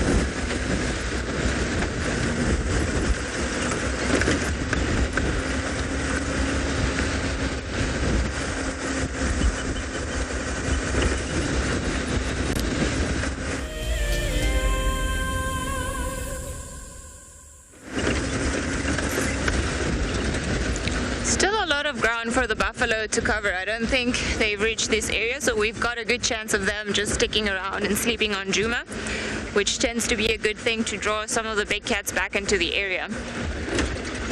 We'll see where they go tomorrow morning.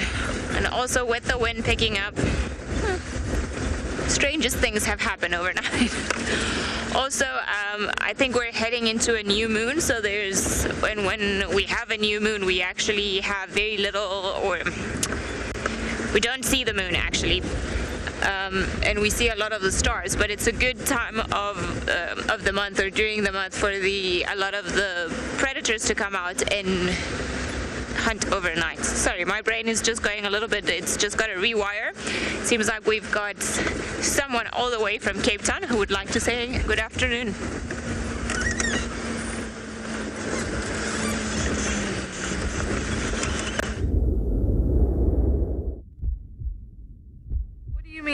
for them, Ali. You know where they are, I think.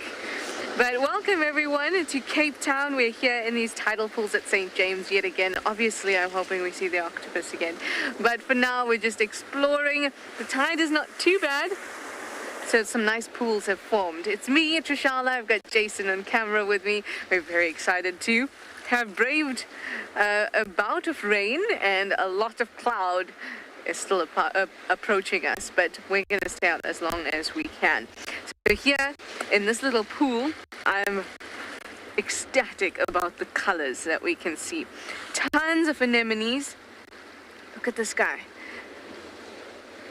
Beautiful, nice, really pink tentacles. Very relaxed, I must say. Squashed up with its buddies. In this little pool alone, out of the adult anemones, there are, oh, hello. Oh no, my book. Shame, this poor book. It's a lovely ID book that I use. No!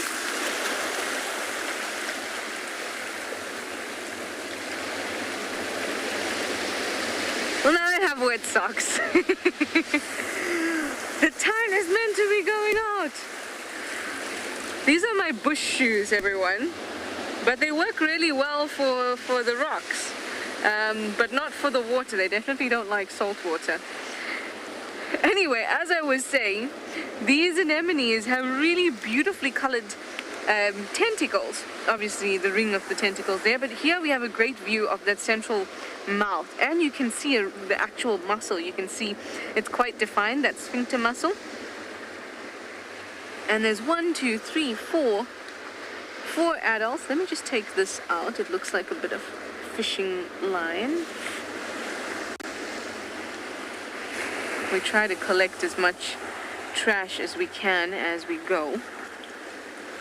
Make sure there's no electronics in that pocket. No, there is. This one. There we go.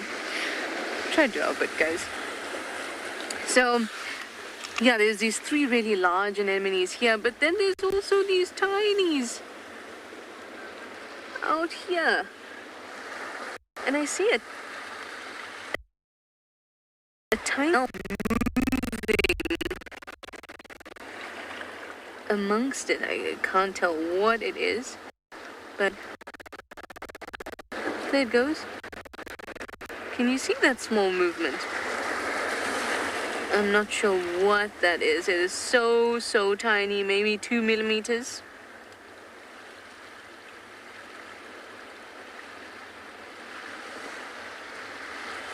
Wow, I have no idea what that could be.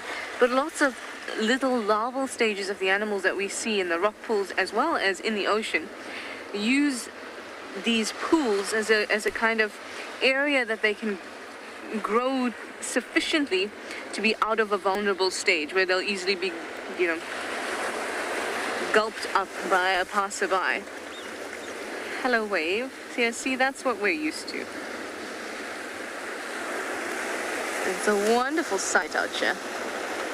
You can see that most of the kelp heads, the fronds are all exposed. And usually you'll only see that around low tide. But despite that, we still have wet socks. If you're wondering why I am wearing shoes at all, it's because the water is freezing. Oh, Joe Mello, you are asking just at the right time. You said, how is the water? Cold, you bet? You betcha. It is cold. It's actually 15 degrees Celsius today, which is about a degree or so warmer than it usually is. It was a couple days back, it was about 13 degrees. So that was cold. But obviously with the wind chill, it makes it a little bit less bearable. That's why I was just saying that I wear shoes when I'm walking on these rocks, because it's very cold. And you know when your feet get numb and then you end up walking on the very, very rough grained beach, it can become very painful. Yes, I've done it a couple times and then regretted it. So now I just stick to it, just wear shoes. We have some other really important growth in this area. Algal growth. Firstly, here is some sea lettuce or alva species, edible. as I'm sure I've mentioned to you before, like this, or you can bake it with some olive oil and some salt and pepper. Apparently it's very, very nice. I haven't baked it myself yet. And then the other one that we have here is some little baby tongueweed. Let me see if I can find a tonguey piece to show you. This is sufficiently tonguey, I think. So if you look at this piece here, you can see that it's kind of got a broad, oh, this is a bitter. So it's got a broad leaf, because it's algae, not a plant. And it's quite rough, like a tongue. They usually, further in we might get larger examples where we can actually, sorry Jason just came up to me, but I found one. There's a larger example in the rock pool there.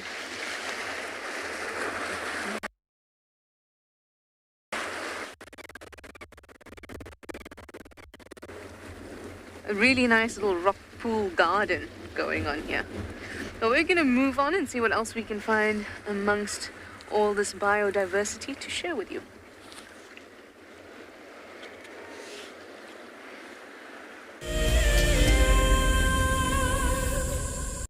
Hi, we are Yaku and Malani. We are from Gauteng in South Africa. We started watching WildEarth last year during the level 5 lockdown, and we've been watching ever since. Being in nature is one of the greatest feelings. We absolutely love it. Our favorite thing about WildEarth is that the concept is so amazing. We have the benefit of having a wildlife safari in the comfort of your home, especially when you're not allowed to go out.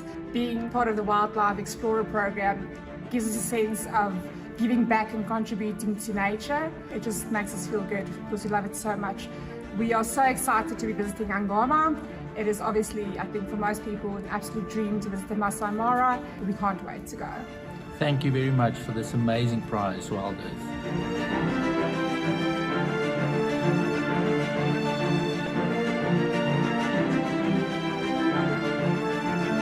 WildEarth Explorers. It's in your nature.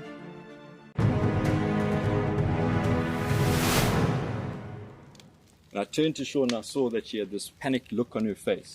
Either she was afraid that something had happened or she was afraid that she was going to miss out on something. But instead of her missing out on those lions, we drove up next to them and I switched off the car so that she could hear what was going on. Now, these lions had killed a kudu, and she could hear these two cubs, both 8 months old at the time, busy pushing and shoving each other out the way to get to the best parts of the meat. And the mom was lying just to the side in the shade. Now, I'd known that before losing her sight, Sean probably knew what a lion looked like.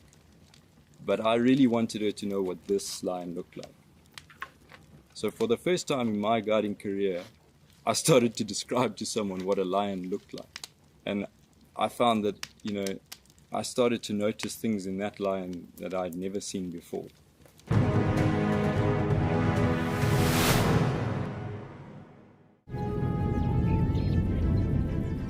Oh, it's going to be in trouble now. Oh, this is unbelievable stuff. Here comes a hippo in too. Go, Impala. There's a hippo coming in. I can't believe what we're seeing here. This is what we normally see in East Africa. It's all over. Hippo leaping at the crocodile now. Everything's gone underwater. Expect the unexpected here on WildEarth daily.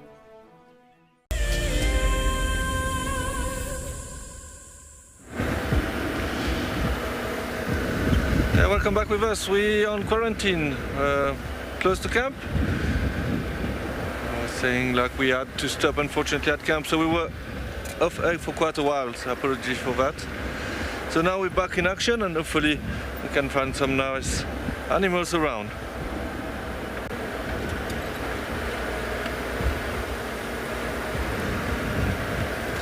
It is getting a bit dark now. And looked like the buffalo have reached quarantine. It is a bit in the block there, but as you know, the dam is not too far, and it looks like they're moving here.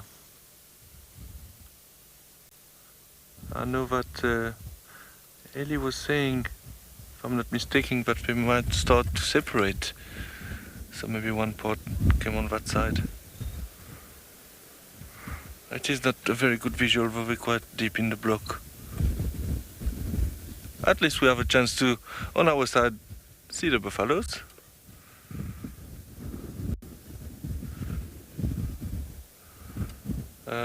Let me go a bit forward, maybe there's a better view. If it's not very nice, I know you had a very good sighting of them, so maybe on our side we might continue and... Yeah, there you go, that's a bit better. Yeah, we're just not going to spend too much time here. So it's a bit far and you had a great sighting of them. Maybe we'll use the opportunity with the time we have to see something else. We will change to IR now. It will be a bit easier to see. But also, I think we'll send you back to Trish to see what she has there.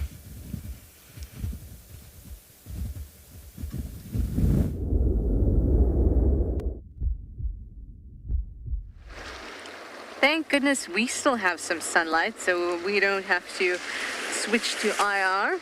Well, I think sunlight is a strong word, daylight. Because then you wouldn't be able to see these magnificent colors. The blue is just stunning. And this particular anemone here, these all look like this sand variety.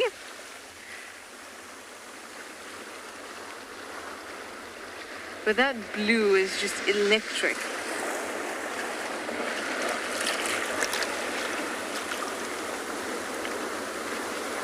The current's still funneling through these rocks.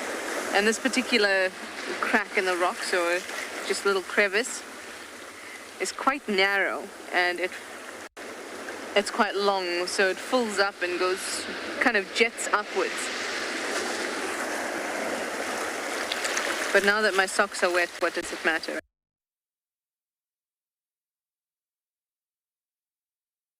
Now that my socks are wet, what does it matter?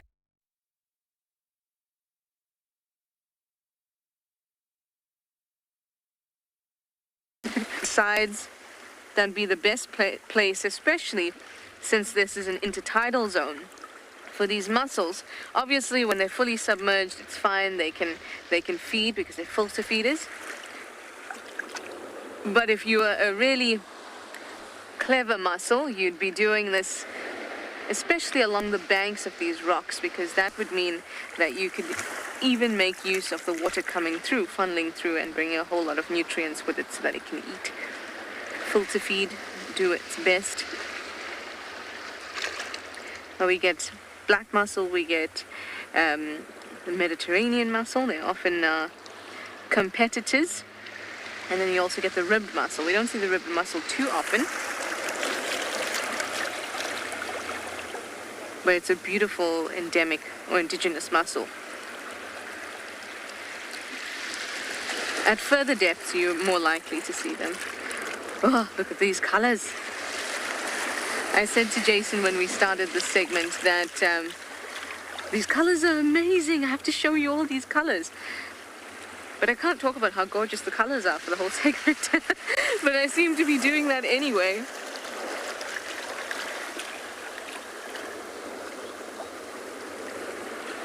Really lovely. Oh, here's a tiny ribbed mussel. That's cool. Let's have a look here.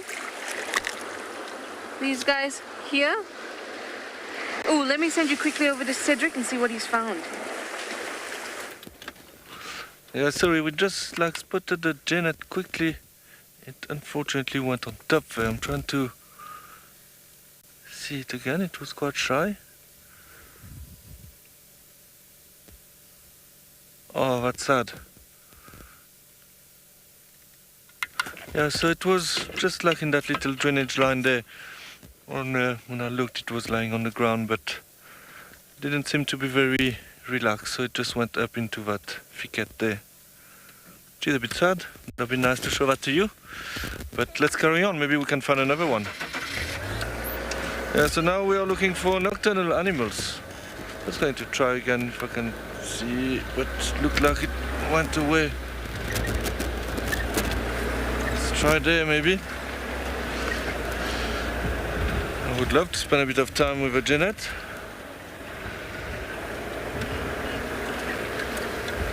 Sometimes small, not relax. Send you to Ali. Oh, how epic.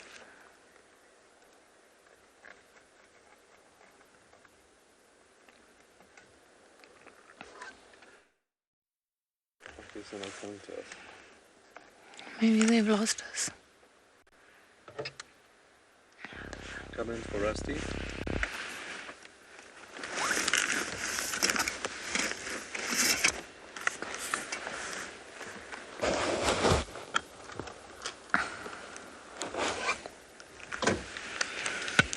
We've just been incredibly lucky and we've come across not one but 2 honey badgers. I don't want to get too excited and make too much of a noise because then we'll spook them. But this is quite exciting. I think we've just got them in their night foraging and, I mean, could either be a mother and a youngster or perhaps a mating pair because they seem to have almost the same size. Oh guys, just come into the road so we can have a clear view. This is incredibly special. We don't get to see honey badgers all that often. So I'm very excited.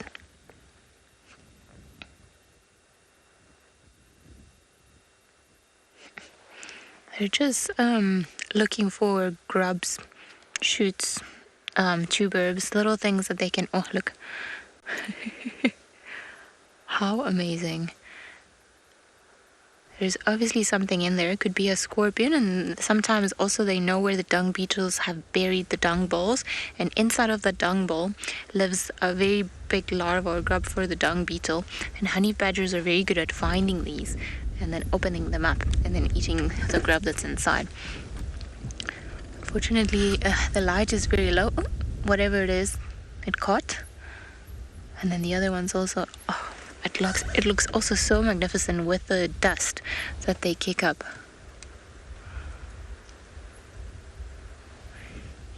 I love the way they walk. It's just the best. That little trot. Ding, ding, ding, ding, ding, ding.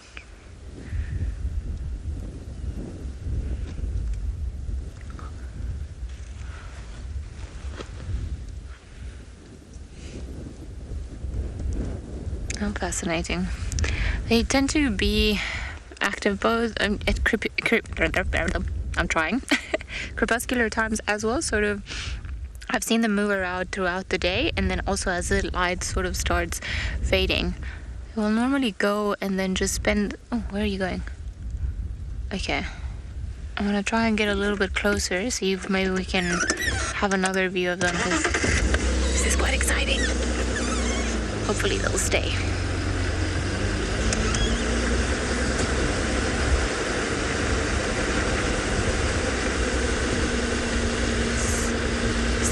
We don't get to see them too much because they go into burrows during the resting times and at night, so we don't often see them. So it's quite a privilege to actually see 2 of them together. I think there it is again. Just want to stay at a certain distance from them. Obviously, we're not going to off-road for them, so hopefully we'll... there's not a lot of light. I'm going to use the spotlight not to shine it on them, but to kind of bounce some light for the camera. Because unfortunately we don't have the IR light tonight with us, but I think the honey badgers have left. I can't see them anymore. Can you see them? I think they've just gone behind this fallen over tree little ridge that it is right there. And then they've carried on moving probably north. But that was such a good extra bonus for the day. Those were exciting times. I'm very happy we got to see the honey badgers, because we first saw one, and then as we stayed there, we then realized that there was a second one. So what a great double bonus.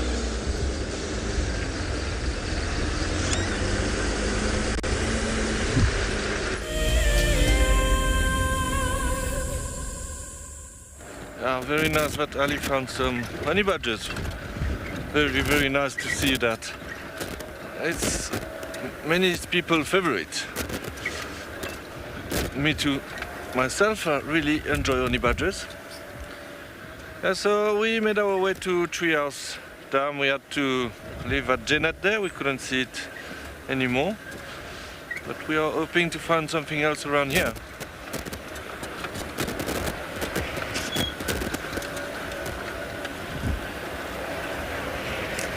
I would love to see a leopard drinking. It's been a while since I saw a leopard drinking.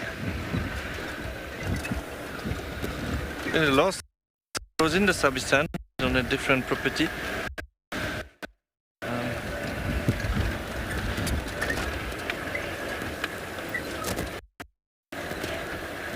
Yeah, I like actually driving at night. It's like exciting because you try to look for different animals, such as owl, genets, honey badgers as well. So sometimes you can very cool animals. I was lucky in the past at Treehouse Dam where we are. So honey badger during the day. Some remember honey badger. I think 2 times at the dam. That was very special.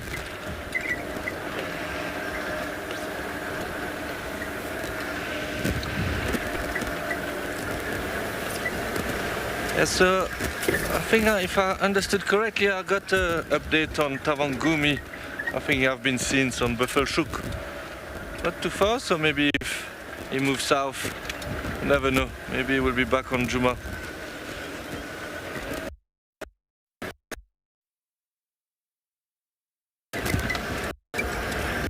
Oh, Scrubber just jumped the road there. They can be quite fast and just you have to be careful when you drive. Obviously you would not want to drive over one.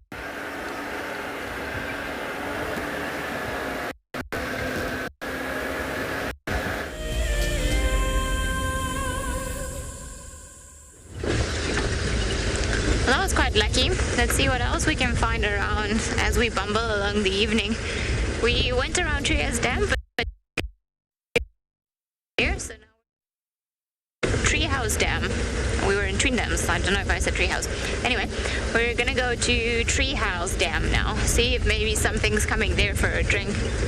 That was very special to be able to see not 1 but 2 honey badgers. I haven't seen one in a while, so that was very nice. I think the last sighting I had of a honey badger around here, I was just freelancing in Chitwa, and we had one on a termite mound just eating a tortoise during the winter time. It was a sad sighting because you don't really want to see a tortoise losing its head, but very interesting nonetheless. Oh, I wonder what it is that flew away there. Don't know if it looked like a nightjar of sorts. Probably not. Let's see what else there is around here. If I take the spotlight out, we'll be able to spot some ice. Maybe some ice for...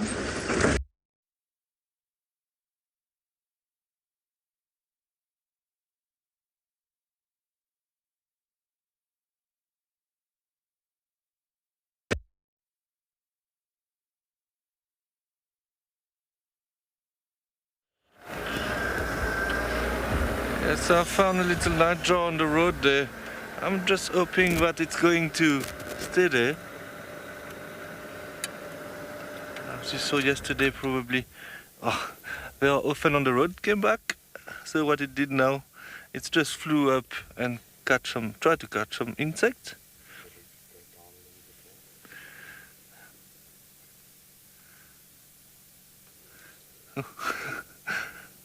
I think it's gone now. That was nice to see. Yeah, I apologize for this little technical issue on Ellie's side.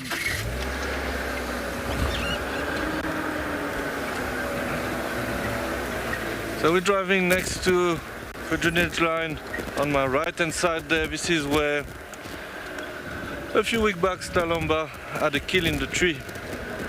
So it's always good to check again. I'm not sure where's Stalomba since we saw her. When was that? Yesterday or the day before? Sometimes you lose a bit the sense of time in the bush. Yeah, so we're still looking around. I really would like to see some nice nocturnal animals, especially owls.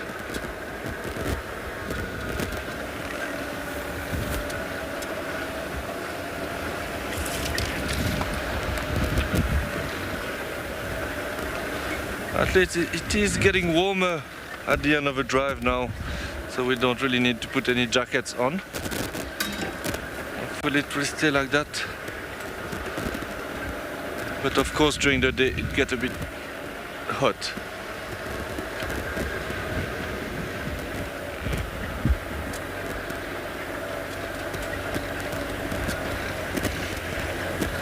I can see a magic quarry there where I'm lighting actually. We often find chameleon on these, but we don't see them very often anymore this time of the year.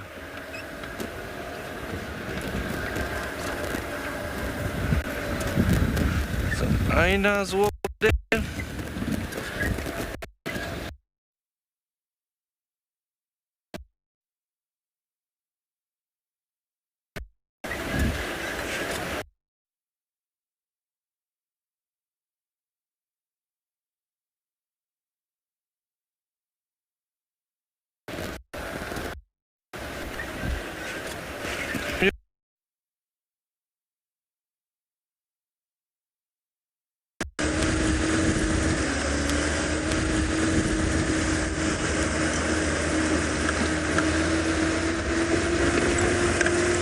Seems like the gremlins are attacking us today.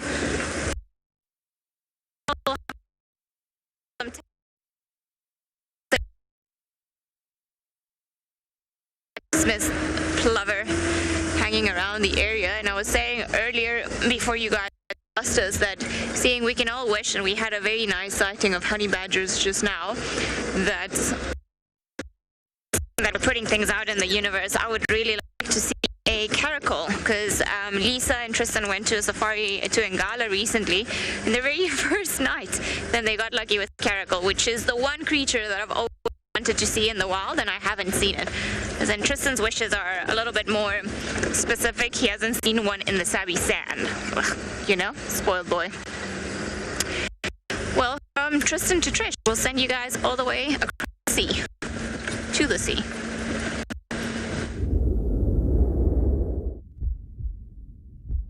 We are just enjoying this gorgeous view. It cleared up so nicely.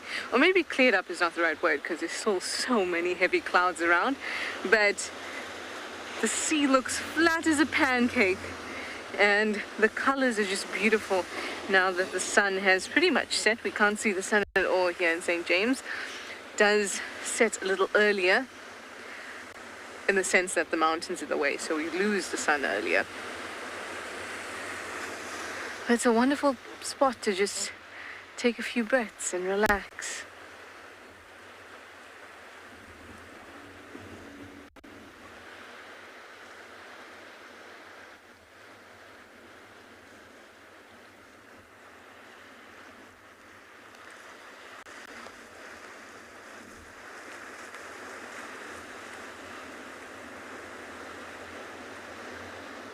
Even the sound of the ocean is calm and soft now.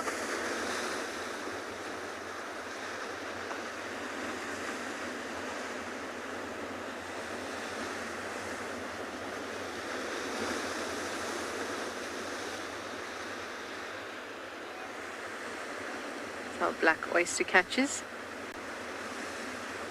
Typical place where they can find as much food as possible. Especially at low tide, they have a great variety and abundance of mussels and limpets that they can go for. You know, we spoke about how on the higher end of the intertidal zone, where it's just basically a spray zone, where Jason and I are sitting at the moment, you only get you don't get much marine life, but you do get tiny little littorinas, tiny little sea snails, because they can't withstand wave action, and they can become really abundant in this band where it's quite dry, and yet even though they're abundant, you won't see the oyster catchers sifting around in these areas, because just as actual mass, there's too little flesh.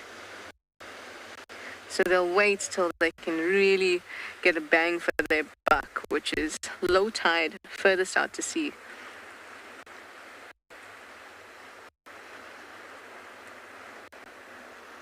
Look at how calm that is.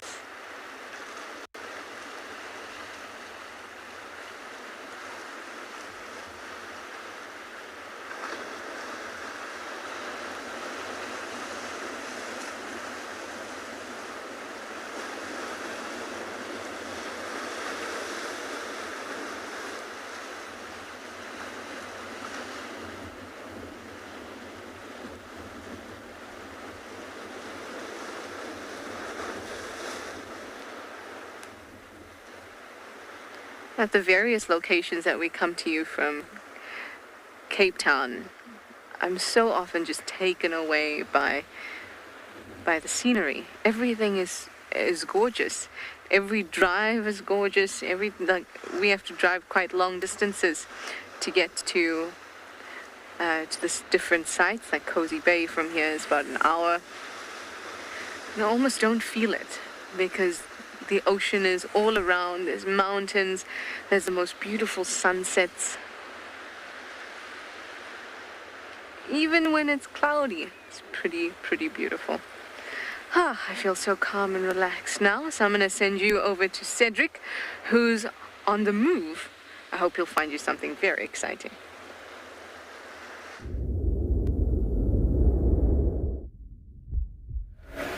Very nice, but Trish is very calm and relaxed in Cape Town.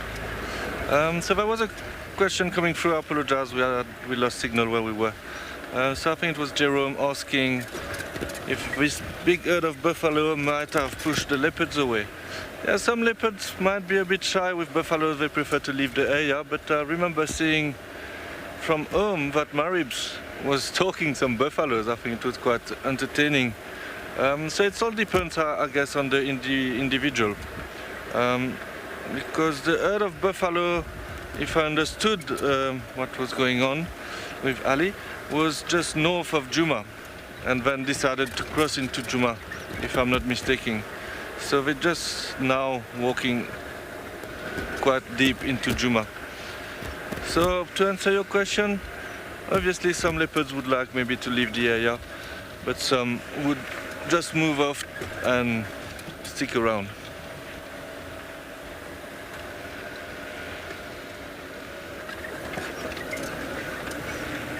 Obviously, buffaloes can be dangerous for leopards, especially the cubs.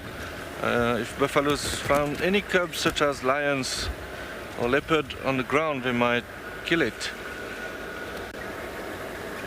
which is very sad to see, but it is how it works here.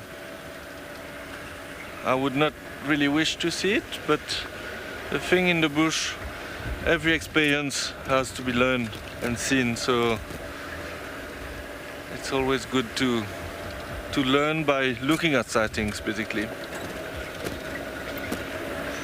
Yeah, so we did a little loop and we're driving towards Warthog Dam. So I like to do that road because there's often white-tailed mongoose in that opening there. So I want to check that, but we might bump into the buffaloes again. It was such a big herd, so they might be scattered a little bit everywhere.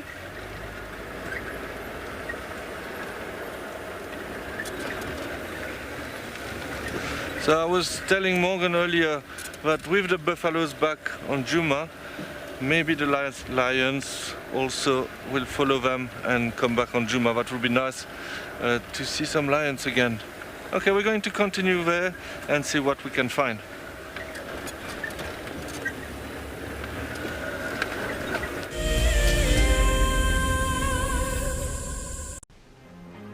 Calling all WildEarth explorers, we have a new and frankly awesome travel prize for you to win.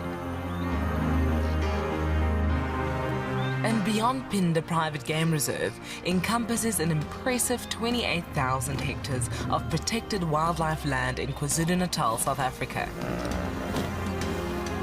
As you have seen on WildEarth, andBeyond Phinda showcases one of the continent's finest game viewing experiences and is well known for close-up sightings of the elegant yet elusive cheetah, as well as the rare black rhino. Sign up to be a WildEarth explorer before the 16th of September, and you and a friend could be heading to the magnificent Phinda Mountain Lodge, where you will spend 3 nights escaping the real world at this ultimate safari location. WildEarth explorers, it's in your nature.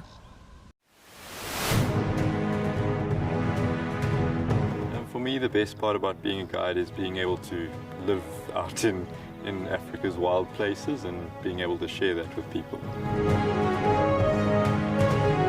Of all all the challenges, for me, the one that I'm probably the most comfortable with is the game drive. I think that's what I do most days, so that would probably be what I feel like I'd do the best at.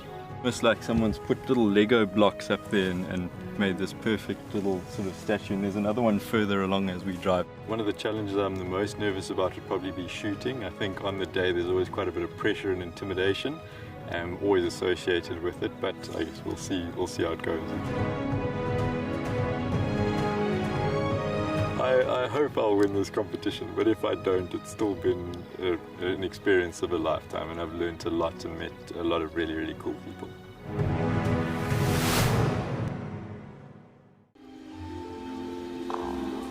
Goodness, look at its wobbly legs. Oh, I don't believe it. I can't believe we've actually seen it. Oh my goodness. Oh, careful, careful, careful. Oh no. Oh, it's okay, little one. Okay. Expect the unexpected here on WildEarth daily.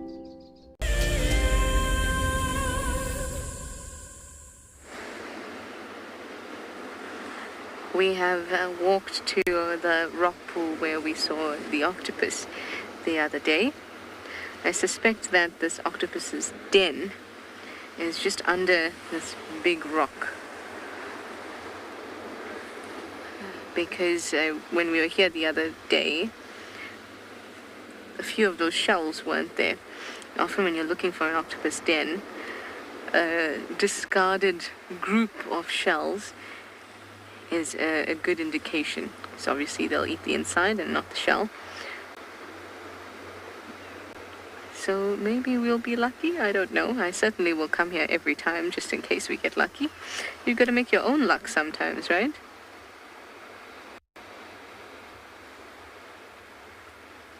Hi Joey, you'd like to know if sea anemones can move or are they stuck in place? They certainly do have the ability to move, but they don't move very much. So their lifestyle has made them decide not to move because they obviously collect sufficient prey by being in the same place. But many anemones, okay, so there's some that are 100% sessile, but they all at a life stage have the ability to move, and that is at their planular life stage, so at the stage when gametes meet. Once they are fertilized and they are an actual anemone, they can move around to find a place to settle in. All anemones share that characteristics. Now, some anemones will anchor themselves and not move, but can in a very stressful situation, while others can actually move quite a lot. Not species that we find here, though. But once they're anchored, they've pretty much invested so much energy into that spot that they're unlikely to move unless something terrible happens. But what they can do to avoid having to move is also to vastly change the shape of their body. So because their body is filled with various canals that are filled with water to help them maintain this trunk and tree-like shape, they can expel that water and get very, very small. Now, obviously, they have developed that kind of defense because it's easier and more energetically inexpensive than to uproot itself and then go and put roots down. I say use roots and not in a biological way, but as a figure of speech. To put roots down somewhere else would be energetically expensive. So the first thing that they would do if they're highly threatened is to collapse and become very, very small, pull all those tentacles in. Speaking of tentacles, wondering whether I saw out of the corner of my eye for real movement or just hopeful movement.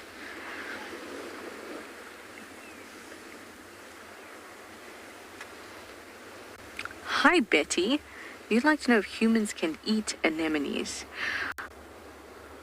I haven't heard of anemones being eaten by people.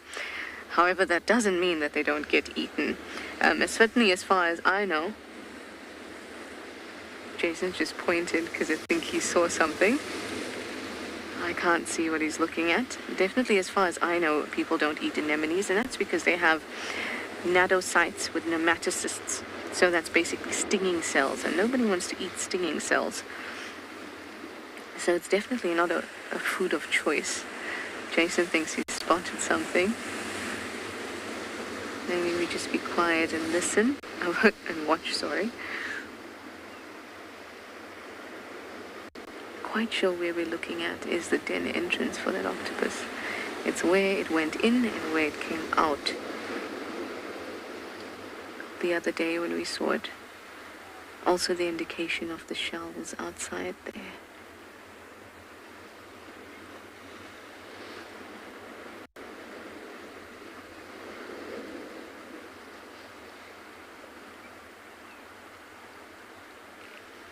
Oh, I thought we were going to be lucky, everyone. Never mind. Next time, hopefully, we'll catch our octopus. But for now, let me send you back over to Cedric and Djuma.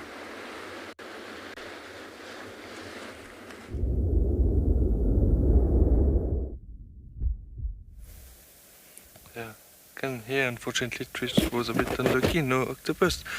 And on our side as well, we did look around for a white-tailed mongoose or another type of nocturnal animals, but we were unlucky. But we're watching those impalas grooming themselves now. They do that quite a lot to each other, especially as you see around the neck. Now, so we were watching at these impalas, and I saw some eye at the back reflecting, but I'm just going to try to see. Oh yeah, there it is.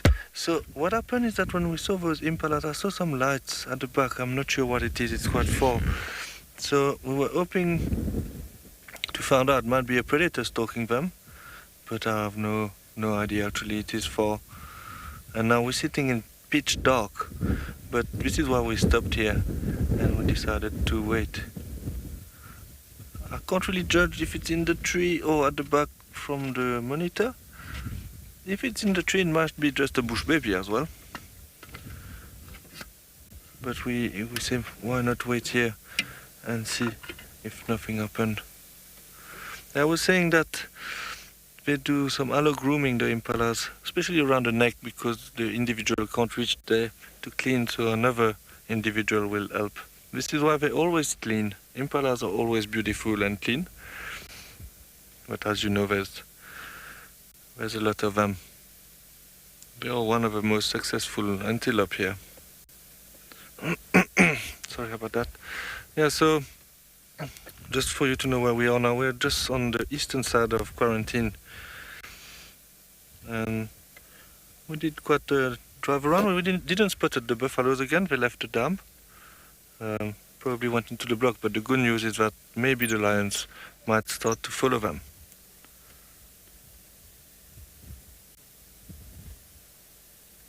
I would love to see lions again.